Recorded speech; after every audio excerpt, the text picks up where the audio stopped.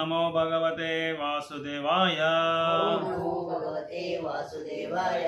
ನಾರಾಯಣಂ ನಮಸ್ಕೃತ್ಯಂ ನಾರಾಯಣಂ ನಮಸ್ಕೃತ್ಯಂ ನರಂ ಚೈವ ನರೋತ್ತಮಂ ನರಂ ಚೈವ ನರೋತ್ತಮಂ ದೇವೀಂ ಸರಸ್ವತಿಂ ವ್ಯಾಸಂ ದೇವಿ ಸರಸ್ವತಿ ತದೋ ವ್ಯಾಸಂ ಜಯಮುದಿರಿಯೇ. ತದೋ ಜಯಮುದಿರಿಯೇ. ನಷ್ಟಪ್ರಾಯೇಷು ಅಭದ್ರೇಷು ನಷ್ಟಪ್ರಾಯೇಷು ಅಭದ್ರೇಷು ನಿತ್ಯಂ ಭಾಗವತ ಸೇವಯಾ ನಿತ್ಯಂ ಭಾಗವತ ಸೇವೆಯ ಭಗವತೆ ಉತ್ತಮ ಶ್ಲೋಕೆ ಭಗವತೆ ಉತ್ತಮ ಶ್ಲೋಕೆ ಭಕ್ತಿರ್ಭವತಿ ನೈಸ್ತಿಕೆ ಭಕ್ತಿರ್ಭವತಿ ನೈಸ್ತಿಕೆ. ಮೂಕಾಂ ಕರೋತಿ ವಾಚಾಲಾಂ ಮೂಕಾಂ ಕರೋತಿ ವಾಚಾಲಾಂ ಪಂಗುಂ ಲಂಘಯತಿ ಗಿರಿಂ ಪಂಗುಂ ಲಂಘಯತೆ ಗಿರಿಂ. ಯತ್ಕೃಪಾತಾಂ ವಂದೇ ವಂದೇ ಶ್ರೀಗುರುಂ ದೀನತಾರಿಣಂ ಪರಮಾನಂದ ಮಾಧವ ಪರಮಾನಂದ ಮಾಧವ ಚೈತನ್ಯ ಈಶ್ವರ ಚೈತನ್ಯ ಈಶ್ವರ ಕೃಷ್ಣಾಯ ವಾಸುದೇವಾಯ ಕೃಷ್ಣಾಯ ವಾಸುದೇವಾಯ ದೇವಕೀ ನಂದನಾಯ ಚ ನಂದನಾಯ ನಂದಗೋಪಕುಮಾರಾಯ ಗೋವಿಂದಾಯ ನಮೋ ನಮಃ. ಗೋವಿಂದಾಯ ನಮೋ ನಮಃ. ರಾಯೇಣ ಅಲ್ಪಾಯುಷು ಕಲೋಸ್ಮಿನ್ ಯುಗೇ ಜನ ಮಂದ ಸುಮಂದಮತಯೋ ಮಂದಭಾಗ್ಯೋ ಉಪಹೃತ. ಭಗವದ್ಗೀತಾ ಯಥಾರೂಪ ಅಧ್ಯಾಯ 2 ಶ್ಲೋಕ ನಂಬರ್ 39. ಆಯ್ತು ನೆನ್ನೆ 36, 37, 38 3 ಶ್ಲೋಕ ಆಗೋಯ್ತಾನೆ.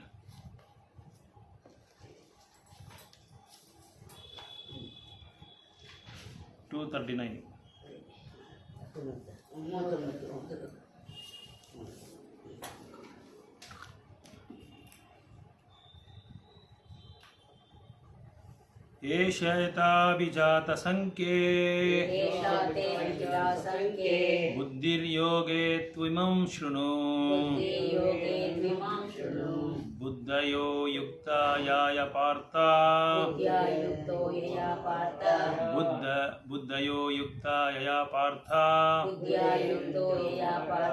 ಕರ್ಮಬಂಧಂ ಪ್ರಹಸ್ಯಸಿ.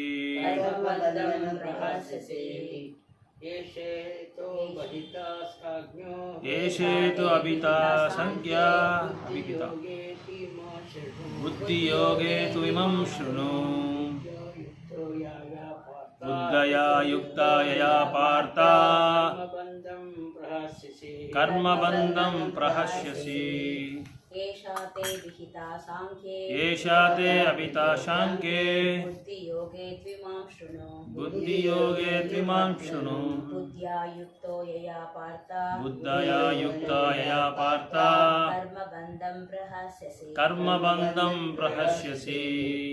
ಏಷಾ ಈ ಎಲ್ಲ ತೇ ನಿನಗೆ ಅಭಿಹಿತ ವಿವರಿಸಲ್ಪಟ್ಟ ಸಾಂಖ್ಯೆ ವಿಶ್ಲೇಷಾತ್ಮಕ ಅಧ್ಯಯನದಲ್ಲಿ ಬುದ್ಧಿಯು ಯೋಗೆ ಕಾಮ್ಯ ಫಲವಿಲ್ಲದ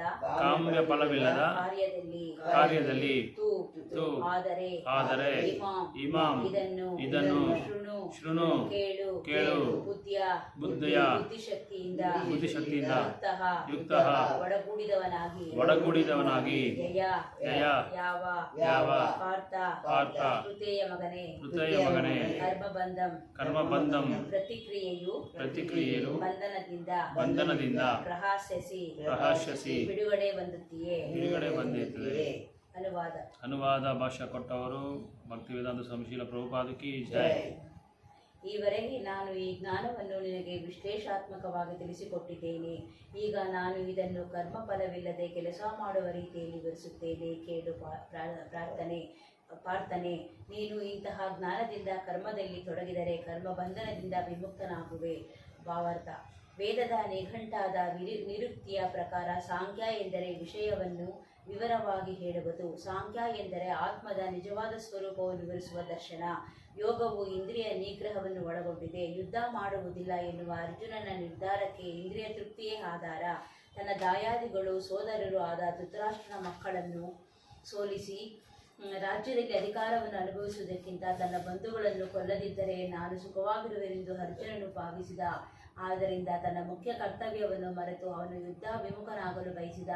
ಎರಡು ರೀತಿಗಳಲ್ಲೂ ಮೂಲ ಕಾರಣಗಳು ಇಂದ್ರಿಯ ತೃಪ್ತಿಯೇ. ಅವರನ್ನು ಸೋಲಿಸುವುದರಿಂದ ಬರುವ ಸಂತೋಷ ಮತ್ತು ಬಂಧುಗಳು ಬದುಕಿರುವುದನ್ನು ನೋಡುವುದರಿಂದ ಆಗುವ ಸಂತೋಷ ಎರಡೂ ವಿವೇಕವನ್ನು ಕರ್ತವ್ಯವನ್ನು ಬಲಿಕೊಟ್ಟಾದರೂ ಇಂದ್ರಿಯ ತೃಪ್ತಿಯ ಪಡೆಯಬೇಕೆಂದು ಆಧಾರದ ಮೇಲೆ ನಿಂತಿದೆ. ಆದ್ದರಿಂದ ಕೃಷ್ಣನು ಅರ್ಜುನನಿಗೆ ತನ್ನ ತಾತನ ದೇಹವನ್ನು ಕೊಲ್ಲುವುದರಿಂದ ಅವನು ನಿಜವಾದ ಆತ್ಮವನ್ನು ಕೊಲ್ಲುವುದಿಲ್ಲ ಎಂದು ವಿವರಿಸಲು ಬಯಸಿದ. ಅವನು ಈ ರೀತಿ ವಿವರಿಸಿದ: ಭಗವಂತನೂ ಸೇರಿದಂತೆ ಎಲ್ಲ ವ್ಯಕ್ತಿಗಳು ನಿತ್ಯರಾದವರು, ಶಾಶ್ವತವಾಗಿ ಪ್ರತ್ಯೇಕ ಆತ್ಮಗಳಾದ್ದರಿಂದ ಅವರೆಲ್ಲ ಹಿಂದೆ ಪ್ರತ್ಯೇಕ ವ್ಯಕ್ತಿಗಳಾಗಿದ್ದರು, ಈಗ ಪ್ರತ್ಯೇಕ ವ್ಯಕ್ತಿಗಳಾಗಿದ್ದಾರೆ ಮತ್ತು ಭವಿಷ್ಯದಲ್ಲೂ ಪ್ರತ್ಯೇಕ ವ್ಯಕ್ತಿಗಳಾಗಿ ಉಳಿಯುತ್ತಾರೆ. ದೇಹವೆನ್ನುವ ಉಡುಪನ್ನು ನಾವು ಬೇರೆ ಬೇರೆ ರೀತಿಗಳಲ್ಲಿ ಬದಲಾಯಿಸುತ್ತೇವೆ, ಆದರೆ ವಾಸ್ತವವಾಗಿ ಪ್ರಾಪಂಚಿಕ ಉಡುಪಿನ ಬಂಧನದಿಂದ ಮುಕ್ತರಾದ ಮೇಲೆ ನಮ್ಮ ಪ್ರತ್ಯೇಕತೆಯನ್ನು ಉಳಿಸಿಕೊಳ್ಳುತ್ತೇವೆ. ಆತ್ಮ ಮತ್ತು ದೇಹಗಳ ವಿಶ್ಲೇಷಾತ್ಮಕ ಅಧ್ಯಯನವನ್ನು ಶ್ರೀಕೃಷ್ಣನು ಬಹು ಸ್ಪಷ್ಟವಾಗಿ ವಿವರಿಸಿದ್ದಾರೆ. ಆತ್ಮ ಮತ್ತು ದೇಹಗಳನ್ನು ಬೇರೆ ಬೇರೆ ದೃಷ್ಟಿಗಳಿಂದ ಕಾಣುವ ಈ ವಿವರಣಾತ್ಮಕ ಜ್ಞಾನವನ್ನು ನಿರುಕ್ತಿ ನಿಘಂಟುಗೆ ಅನುಗುಣವಾಗಿ ಸಾಂಖ್ಯ ಎಂದು ಕರೆದಿದೆ. ಈ ಸಾಂಖ್ಯಕ್ಕೂ ನಾಸ್ತಿಕನಾದ ಕಪಿಲನ ಸಾಂಖ್ಯ ಸಿದ್ಧಾಂತಕ್ಕೂ ಏನೇನು ಸಂಬಂಧವಿಲ್ಲ. ಮೋಸಗಾರ ಕಪಿಲನ ಸಾಂಖ್ಯ ಪ್ರತಿಪಾದನೆಗೆ ಎಷ್ಟೋ ಮೊದಲು ನಿಜವಾದ ಕಪಿಲದೇವ ಇದನ್ನು ತನ್ನ ತಾಯಿ ದೇಹವುತಿಗೆ ಶ್ರೀಮದ್ ಭಾಗವತದಲ್ಲಿ ವಿವರಿಸಿದ್ದು. ಈ ಕಪಿಲದೇವನು ಶ್ರೀಕೃಷ್ಣನ ಅವತಾರ. ಪುರುಷನು ಎಂದರೆ ಭಗವಂತನು ಕ್ರಿಯಾಶೀಲನಾದವನು ಮತ್ತು ಪ್ರಕೃತಿಯನ್ನು ವೀಕ್ಷಿಸಿ ಸೃಷ್ಟಿ ಮಾಡುತ್ತಾನೆ ಎಂದು ಅವನು ಸ್ಪಷ್ಟವಾಗಿ ವಿವರಿಸಿದ್ದಾನೆ. ಇದನ್ನು ವೇದಗಳು ಗೀತೆಯು ಒಪ್ಪುತ್ತವೆ. ಭಗವಂತನು ಪ್ರಕೃತಿಯನ್ನು ವೀಕ್ಷಿಸಿದ, ಅದನ್ನು ಅಣು ಸದೃಶ ಜೀವಾತ್ಮಗಳಿಂದ ತುಂಬಿದ ಎಂಬುದನ್ನು ವೇದಗಳಿನ ವರ್ಣನೆ ಸೂಚಿಸುತ್ತದೆ. ಈ ಎಲ್ಲ ವ್ಯಕ್ತಿಗಳು ಐಹಿಕ ಜಗತ್ತಿನಲ್ಲಿ ಇಂದ್ರಿಯ ತೃಪ್ತಿಗಾಗಿ ಕೆಲಸ ಮಾಡುತ್ತಿದ್ದಾರೆ. ಭೌತಿಕ ಶಕ್ತಿಯ ಮಾಂತ್ರಿಕತೆಯಿಂದ ತಾವು ಬೋಯ್ಗಳು ಎಂದು ಭಾವಿಸಿದ್ದಾರೆ. ಜೀವಿಯು ಭಗವಂತನೊಡನೆ ಒಂದಾಗಲು ಬಯಸಿದಾಗ ಈ ಮನೋಧರ್ಮವನ್ನು ಮುಕ್ತಿಯ ಕಡೆಯ ಹಂತಕ್ಕೆ ಎಳೆದಂತಾಗುತ್ತದೆ. ಇದು ಮಾಯೆಯ ಕಡೆಯ ಬಲೆ, ಇಂದ್ರಿಯ ತೃಪ್ತಿಯ ಭ್ರಮೆ. ಲೆಕ್ಕವಿಲ್ಲದಷ್ಟು ಜನ್ಮಗಳಲ್ಲಿ ಇಂತಹ ಇಂದ್ರಿಯ ತೃಪ್ತಿಯ ಚಟುವಟಿಕೆಗಳಲ್ಲಿ ತೊಡಗಿದ ಅನಂತರವೇ ಒಂದು ಶ್ರೇಷ್ಠ ಆತ್ಮವು ಶ್ರೀಕೃಷ್ಣನಿಗೆ ಅಥವಾ ವಾಸುದೇವನಿಗೆ ತನ್ನನ್ನು ಸಮರ್ಪಿಸಿಕೊಳ್ಳುತ್ತವೆ. ಹೀಗೆ ಪರಮ ಸತ್ಯದ ಅನ್ವೇಷಣೆಗಳಲ್ಲಿ ಪೂರ್ಣಗೊಳಿಸುತ್ತದೆ. ಆಗಲೇ ಅರ್ಜುನನು ತನ್ನನ್ನು ಕೃಷ್ಣನಿಗೆ ಇನ್ನು ಜಾಸ್ತಿ ಇದೆ ಓದಿನ ಓದ್ಬಿಡಿ. ಇಲ್ಲ ಬೇಕಾದ್ರೆ ಓದ್ತೀನಲ್ಲಿ ಓದ್ಲಕ್ಕ ಓದು. ಆಗಲೇ ಅರ್ಜುನನು ತನ್ನನ್ನು ಕೃಷ್ಣನಿಗೆ ಸಮರ್ಪಿಸಿಕೊಂಡು ಅವನನ್ನು ತನ್ನ ಗುರುವನ್ನಾಗಿ ಸ್ವೀಕರಿಸಿದ್ದಾನೆ. ಶಿಷ್ಯೇಸ್ತಾಹಂ ಶಾದಿಮಾಂ ತಾಂ ಪ್ರಪನ್ನಂ. ಇದರ ಪರಿಣಾಮವಾಗಿ ಕೃಷ್ಣನು ಈಗ ಅವನಿಗೆ ಬುದ್ಧಿಯೋಗ ಅಥವಾ ಕರ್ಮಯೋಗದ ಕಾರ್ಯವಿಧಾನದ ವಿಷಯ ಹೇಳುತ್ತೇನೆ. ಬುದ್ಧಿಯೋಗ ಮತ್ತು ಕರ್ಮಯೋಗ ಎಂದರೆ ಭಗವಂತನ ಇಂದ್ರಿಯ ತೃಪ್ತಿಗಾಗಿ ಭಕ್ತಿ ಸೇವೆ ಮಾಡುವುದು. ಈ ಬುದ್ಧಿಯೋಗವನ್ನು 10ನೇ ಅಧ್ಯಾಯದ 10ನೇ ಶ್ಲೋಕದಲ್ಲಿ ಸ್ಪಷ್ಟವಾಗಿ ವಿವರಿಸಿದೆ. ಬುದ್ಧಿಯೋಗವೆಂದರೆ ಪ್ರತಿಯೊಬ್ಬನ ಹೃದಯದಲ್ಲಿ ಪರಮಾತ್ಮನಾಗಿ ಪೀಠಸ್ಥನಾಗಿರುವ ಭಗವಂತನೊಡನೆ ನೇರವಾದ ಸಂಪರ್ಕ. ಆದರೆ ಭಕ್ತಿ ಸೇವೆ ಇಲ್ಲದ ಇಂತಹ ಸಂಪರ್ಕ ಸಂಭವಿಸುವುದಿಲ್ಲ. ಆದರೆ ಭಕ್ತಿ ಸೇವೆಯಲ್ಲಿ ಅಥವಾ ಆಧ್ಯಾತ್ಮಿಕ ಸೇವೆಯಲ್ಲಿ ಎಂದರೆ ಕೃಷ್ಣ ಪ್ರಜ್ಞೆಯಲ್ಲಿ ನಿಷ್ಠನಾಗಿರುವನು ಭಗವಂತನ ವಿಶೇಷ ಕೃಪೆಯಿಂದ ಬುದ್ಧಿಯೋಗದ ಈ ಸ್ಥಿತಿಯನ್ನು ತಲುಪುತ್ತಾನೆ. ದಿವ್ಯ ಪ್ರೇಮದಿಂದ ಭಕ್ತಿ ಸೇವೆಯನ್ನು ಸದಾ ನಿರತರಾಗಿರುವವರಿಗೆ ಮಾತ್ರ ಪ್ರೇಮ ಭಕ್ತಿಯು ಪರಿಶುದ್ಧ ಜ್ಞಾನವನ್ನು ಮತ್ತು ತಾನು ಅನುಗ್ರಹಿಸುವುದಾಗಿ ಭಗವಂತನು ಹೇಳುತ್ತಾನೆ.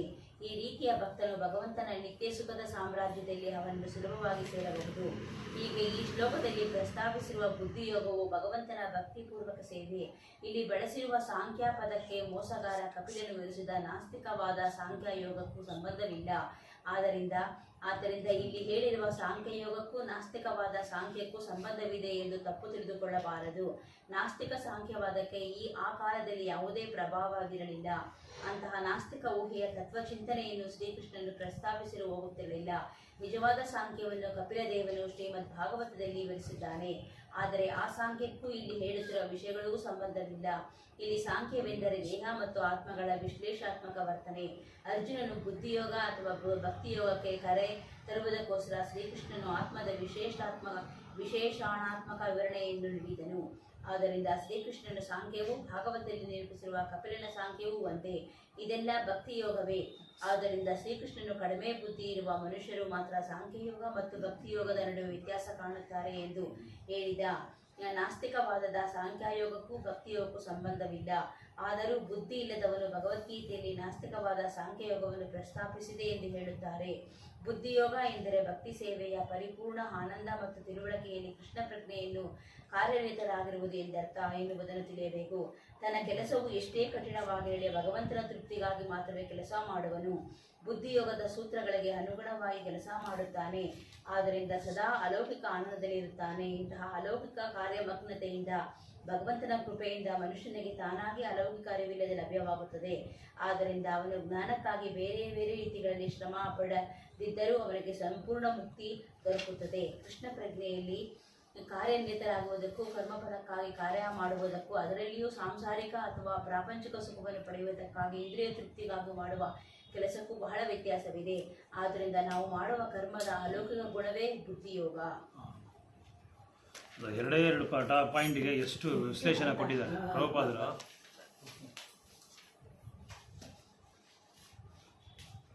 ಓಮಜ್ಞಾನತಿಮಿರಂದಸ್ಯ ಜ್ಞಾನಾಂಜನಶಲಾಕಯಾ ಚಕ್ಷುರುನ್ಮಿಲಿತಂ ಯೇನ ತಸ್ಮೈ ಶ್ರೀ ಗುರುವೇ ನಮಃ. ಶ್ರೀ ಚೈತನ್ಯ ಮನೋಭೀಷ್ಟಂ ಸ್ಥಾಪಿತಂ ಯೇನ ಭೂತಲೆ ಸ್ವಯಂ ರೂಪ ಕದಾ ಮಹ್ಯಂ ದದಾತಿ ಸ್ವಪದಾಂತಿಕಂ. ವಂದೇಹಂ ಶ್ರೀ ಗುರು ಶ್ರೀಯುತಪದಕಮಲಂ ಶ್ರೀ ಗುರೋನ್ ವೈಷ್ಣವಾಂಶ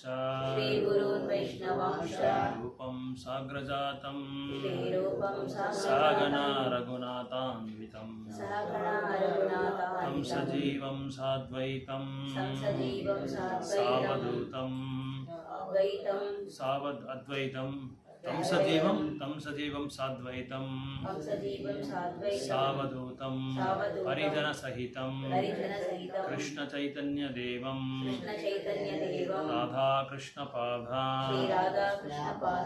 सहगना ललिता श्रीविशाखान्वितं च हे कृष्णा करुणा सिन्धु दीनबन्धु जगत्पते गोपेश गोपिका कांता राधा कांता नमोस्तुते तप्त कांचन गौरांगी राधे वृंदावनेश्वरी वृषभानुसुते देवी प्रणमामि हरिप्रिये वाञ्छाकल्पतरुभ्यश्च कृपासिन्धुभ्य एव च पतितानां पावनेभ्यो वैष्णवेभ्यो नमो नमः. जय श्री कृष्ण चैतन्य प्रभु नित्यानंद श्री अद्वैत गदाधर श्रीवासादि गौर भक्त वृंद. हरे कृष्णा कृष्णा कृष्णा हरे हरे हरे राम राम राम हरे हरे. हरे कृष्णा कृष्णा कृष्णा हरे हरे हरे राम राम राम हरे हरे.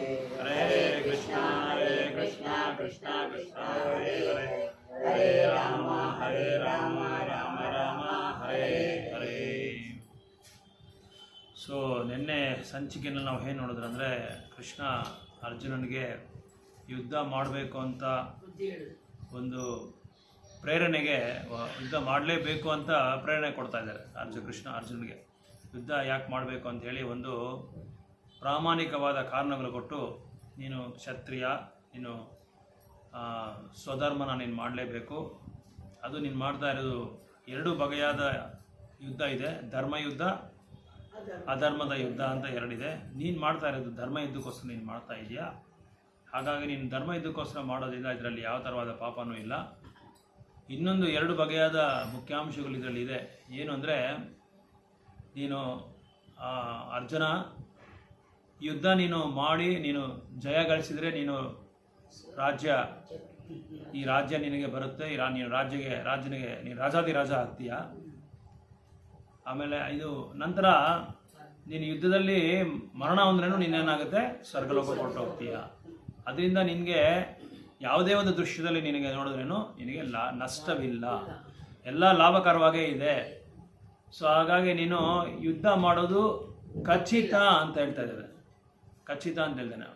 ಅದಕ್ಕೆ ಮುಂದಿನ ಶ್ಲೋಕದಲ್ಲಿ ನಾವು ನೋಡಿದ್ವಿ, ಒಂದು ವೇಳೆ ನೀನು ಯುದ್ಧದಿಂದ ನೀನು ಹೊರಗಡೆ ಹೊರಟೋಗ್ಬಿಟ್ರೆ ಮಾಡೋಕ್ಕಾಗಲ್ಲ, ಯುದ್ಧ ನಾನು ಮಾಡಲ್ಲ ಅಂತ ನೀನು ಹೋಗ್ಬಿಟ್ರೆ ನಿನ್ನ ಬೇರೆ ಬೇರೆ ಮಾತುಗಳಲ್ಲಿ ನಿನ್ನ ಹೇಳನೆ ಮಾಡ್ತಾರೆ. ಆಮೇಲೆ ನಿನಗೆ ಕೈಯಲ್ಲಿ ಆಗದಿರೋನು ಹೇಳಿ ಅಂತ ಹೇಳಿ ನಿನ್ನ ಕರೀತಾರೆ. ಸೊ ಯುದ್ಧ ಮಾಡೋದಕ್ಕೆ ಇವನಿಗೆ ಸಾಮರ್ಥ್ಯ ಇಲ್ಲದಕ್ಕೋಸ್ಕರ ಇವನು ಓಡೋಗ್ತಾ ಇದ್ದಾನೆ, ಇದು ರಣರಂಗ ಬಿಟ್ಟು ಓಡೋಗ್ಬಿಡ್ತಾನೆ ಅಂತ ಹೇಳಿ ಈ ಥರ ಎಲ್ಲ ನಿನ್ನ ಮಾತಾಡ್ತಾರೆ ಕೌರವರು, ಭೀಷ್ಮ ಅಂತ. ಆಮೇಲೆ ಮುಖ್ಯವಾಗಿ ದುರ್ಯೋಧನ ಅವರ ಒಂದು ಸಹೋದರ ಎಲ್ಲರೂ ನಿನ್ನ ಹೇಳಿ ಅಂತ ಕರೀತಾರೆ. ನಿನ್ನ ಕವರ್ಡ್ ಅಂತ ಹೇಳಿದ್ರೆ ಇಂಗ್ಲೀಷಲ್ಲಿ, ಕೈಯಲ್ಲಿ ಆದವನು, ನಿನಗೆ ಭಯ ಬಿಟ್ಟು ಓಡೋಗ್ಬಿಡ್ತಾನೆ ಯುದ್ಧದಿಂದ ಅಂತ ನಿನಗೊಂದು ಕೆಟ್ಟ ಒಂದು ಹೆಸರು ಬರುತ್ತೆ. ಅದು ನೀನು ಯಾರು ಎಂಥವನು ಅಂತ ಹೇಳಿ ನಾವು ನೋಡಿದ್ರಲ್ವ, ಅರ್ಜುನ ಎಷ್ಟು ಪರಾಕ್ರಮವಂತ, ಯಾರ ಹತ್ರ ಎಲ್ಲ ಅವನು ಯುದ್ಧ ಮಾಡಿ ಜಯಗಳಿಸಿ ಆ ಆಯುಧಗಳನ್ನೆಲ್ಲ ಶಸ್ತ್ರಗಳನ್ನ ತೊಗೊಂಬಂದಿದ್ದಾನೆ, ಶಿವ ಹತ್ರ ತೊಗೊಂಬಂದಿದ್ದಾನೆ, ಇಂದ್ರ ಹತ್ರ, ಅದೆಲ್ಲ ನಾವು ಒಂದು ಸಂಚಿಕೆಯಲ್ಲಿ ನೋಡೋದಲ್ವಾ, ನಾವೆಲ್ಲ ಡಿಸ್ಕಸ್ ಮಾಡಿದ್ವಿ, ಎಲ್ಲ ಮರ್ತೋಗ್ಬಿಟ್ಟಿದ್ದೀವಿ ಅನ್ಕೊಂತೀನಿ. ಸೊ ಆ ಥರ ಅರ್ಜುನನ ಬಗ್ಗೆ ತುಂಬ ಇದೆ. ಅವರ ದೊಡ್ಡ ಧನುರ್ಧಾರಿ, ಅವನು ದೊಡ್ಡ ವೀರ, ಮಹಾರಥ, ಇದ್ರ ಬಗ್ಗೆ ಎಲ್ಲ ನಾವು ತುಂಬಕ್ಕೆ ಇದು ಒಂದು ಸಂಚಿಕೆನಲ್ಲಿ ಮಾತಾಡಿದ್ದೀವಿ. ಬಟ್ ಅದೇ ಕೃಷ್ಣ ಅದೇ ಹೇಳ್ತಾರೆ, ನೀನು ಎಂಥವನು, ಯಾರು ನೀನು, ಇದನ್ನು ಯುದ್ಧ ಮಾಡಲ್ಲ ಅಂತ ನೀನು ಇದು ನಿರ್ಣಯ ತಗೊಂಡ್ರೆ ನಿನಗೆ ತುಂಬ ಒಳ್ಳೆ ಅದು ಗೌರವಾದ ಒಂದು ನಿನ್ನ ಹೆಸರು ಇನ್ನು ಇದಾಗ್ಬಿಡುತ್ತೆ, ಕೆಟ್ಟ ಹೆಸರು ಬರುತ್ತೆ ನಿನಗೆ. ಅದಕ್ಕೆ ನೀನು ಯುದ್ಧ ಮಾಡಲೇಬೇಕು ಅಂತ ಹೇಳಿ ನಾವು 36, 37, 38ದಲ್ಲಿ ನಿಶ್ಚಯವಾಗಿ ಭಗವಂತ ಹೇಳ್ತಾ ಇದ್ದಾನೆ, ನೀನು ಮಾಡಲೇಬೇಕು, ಯುದ್ಧದಿಂದ ನೀನು ಖಂಡಿತ ನೀನು ಮಾಡಲೇಬೇಕು, ಇದರಿಂದ ನೀನು ಹೋಗಬಾರ್ದು. ಆಮೇಲೆ ಇದು ಕ್ಷತ್ರಿಯನ ಧರ್ಮ ಬೇರೆ ಇದೆ. ಕ್ಷತ್ರಿಯ ಅಂದರೆ ಅಂದರೆ ಏಟ್ ಬಿದ್ದಿರೋನು, ಆ ಏಟ್ ಬಿದ್ದಿರೋನಿಗೆ ರಕ್ಷಣೆ ಕೊಡೋದು ಕ್ಷತ್ರಿಯ. ಸೊ ಯಾರಿಗೆ ಇದು ಹಾನಿ ಉಂಟಾಗುತ್ತೋ ಅವರಿಗೆ ರಕ್ಷಣೆಯನ್ನು ಕೊಡುವ ಒಂದು ಗುಣ ಒಂದು ಕರ್ತವ್ಯ ಕ್ಷತ್ರಿಯನ ಕರ್ತವ್ಯ. ಸೊ ಹಾಗಾಗಿ ನೀನು ಭಾಳ ಒಂದು ಈ ಥರ ನೀನು ಬಿಟ್ಟು ಹೊಡೋಗ್ಬಿಟ್ರೆ ನಿನಗೆ ಕ್ಷತ್ರಿಯ ಗುಣನೇ. ಇನ್ನೊಂದು, ಈ 4 ವರ್ಣಗಳಲ್ಲಿ 2ನೇ ವರ್ಣ ಆಗಿದ್ದ ಕ್ಷತ್ರಿಯನ ಸ್ವಧರ್ಮ ಏನು ಅಂದರೆ ರಾಜ್ಯನ ಪರಿಪಾಲನೆ ಮಾಡೋದು. ಮತ್ತು ಯಾರೇ ಯುದ್ಧಕ್ಕೆ ಬಂದ್ರೇನು ನಾನು ಯುದ್ಧ ಮಾಡಲ್ಲ ಅಂತ ಹೇಳಿ ನೀನು ಹೇಳಲೇಬಾರ್ದು, ಯಾಕಂದರೆ ಬ್ರಾಹ್ಮಣ ಬಂದು ಮಾಡೋಕ್ಕಾಗಲ್ಲ ಅಲ್ಲಿ. ಅದೇ ನಾನು ನಿಮ್ಗೆ ಹೇಳಿದೆ ಕತೆ. ಬ್ರಾಹ್ಮಣ ಯಾರು, ಇವರು ರಾಮಾಯಣದಲ್ಲಿ ನಿಮ್ಗೊಂದು ಕತೆ ಹೇಳಿದೆ. ಯಾರು ಅವರು, ರಾಮನ ಇದು ಧೃತರಾಷ್ಟ್ರನ ಹತ್ರ ಬರ್ತಾರೆ ಒಂದು ಮುನಿವರ್ಗರು, ಋಷಿಮುನಿಗಳು. ಯಾರವರು? ಅಲ್ಲಲ್ಲ, ರಾಮಾಯಣದಲ್ಲಿ ಇವರು ದಶರಥ ಮಹಾರಾಜ ಹತ್ರ ಬರ್ತಾರೆ. ವಿಶ್ವಾಮಿತ್ರ ಬರ್ತಾರೆ, ಯಾರನ್ನ ರಾಮನ್ನ ಕರ್ಕೊಂಡು ಹೋಗಿ ಬರ್ತಾರೆ. ಯಾಕೆ ಅಂದ್ರೆ ಇವರು ಬ್ರಾಹ್ಮಣರು. ಯಾರು? ವಿಶ್ವಾಮಿತ್ರರು ಬ್ರಾಹ್ಮಣರು. ಅವರು ಕ್ಷತ್ರಿಯನ ಕೆಲಸ ಮಾಡಕ್ ಹೋಗಲ್ಲ. ಬ್ರಾಹ್ಮಣ ಕೆಲಸನೇ ಮಾಡಬೇಕು, ಕ್ಷತ್ರಿಯನೇ ಕೆಲಸ ಮಾಡಬೇಕು, ವೈಶ್ಯ ಕೆಲಸನೇ ಮಾಡಬೇಕು. ಅದಕ್ಕೆ ಚಾತುರ್ವರ್ಣಂ ಮಯಾ ಸಿಸ್ಟಮ್ ಗುಣಕರ್ಮ ವಿಭಾಗಶಯ.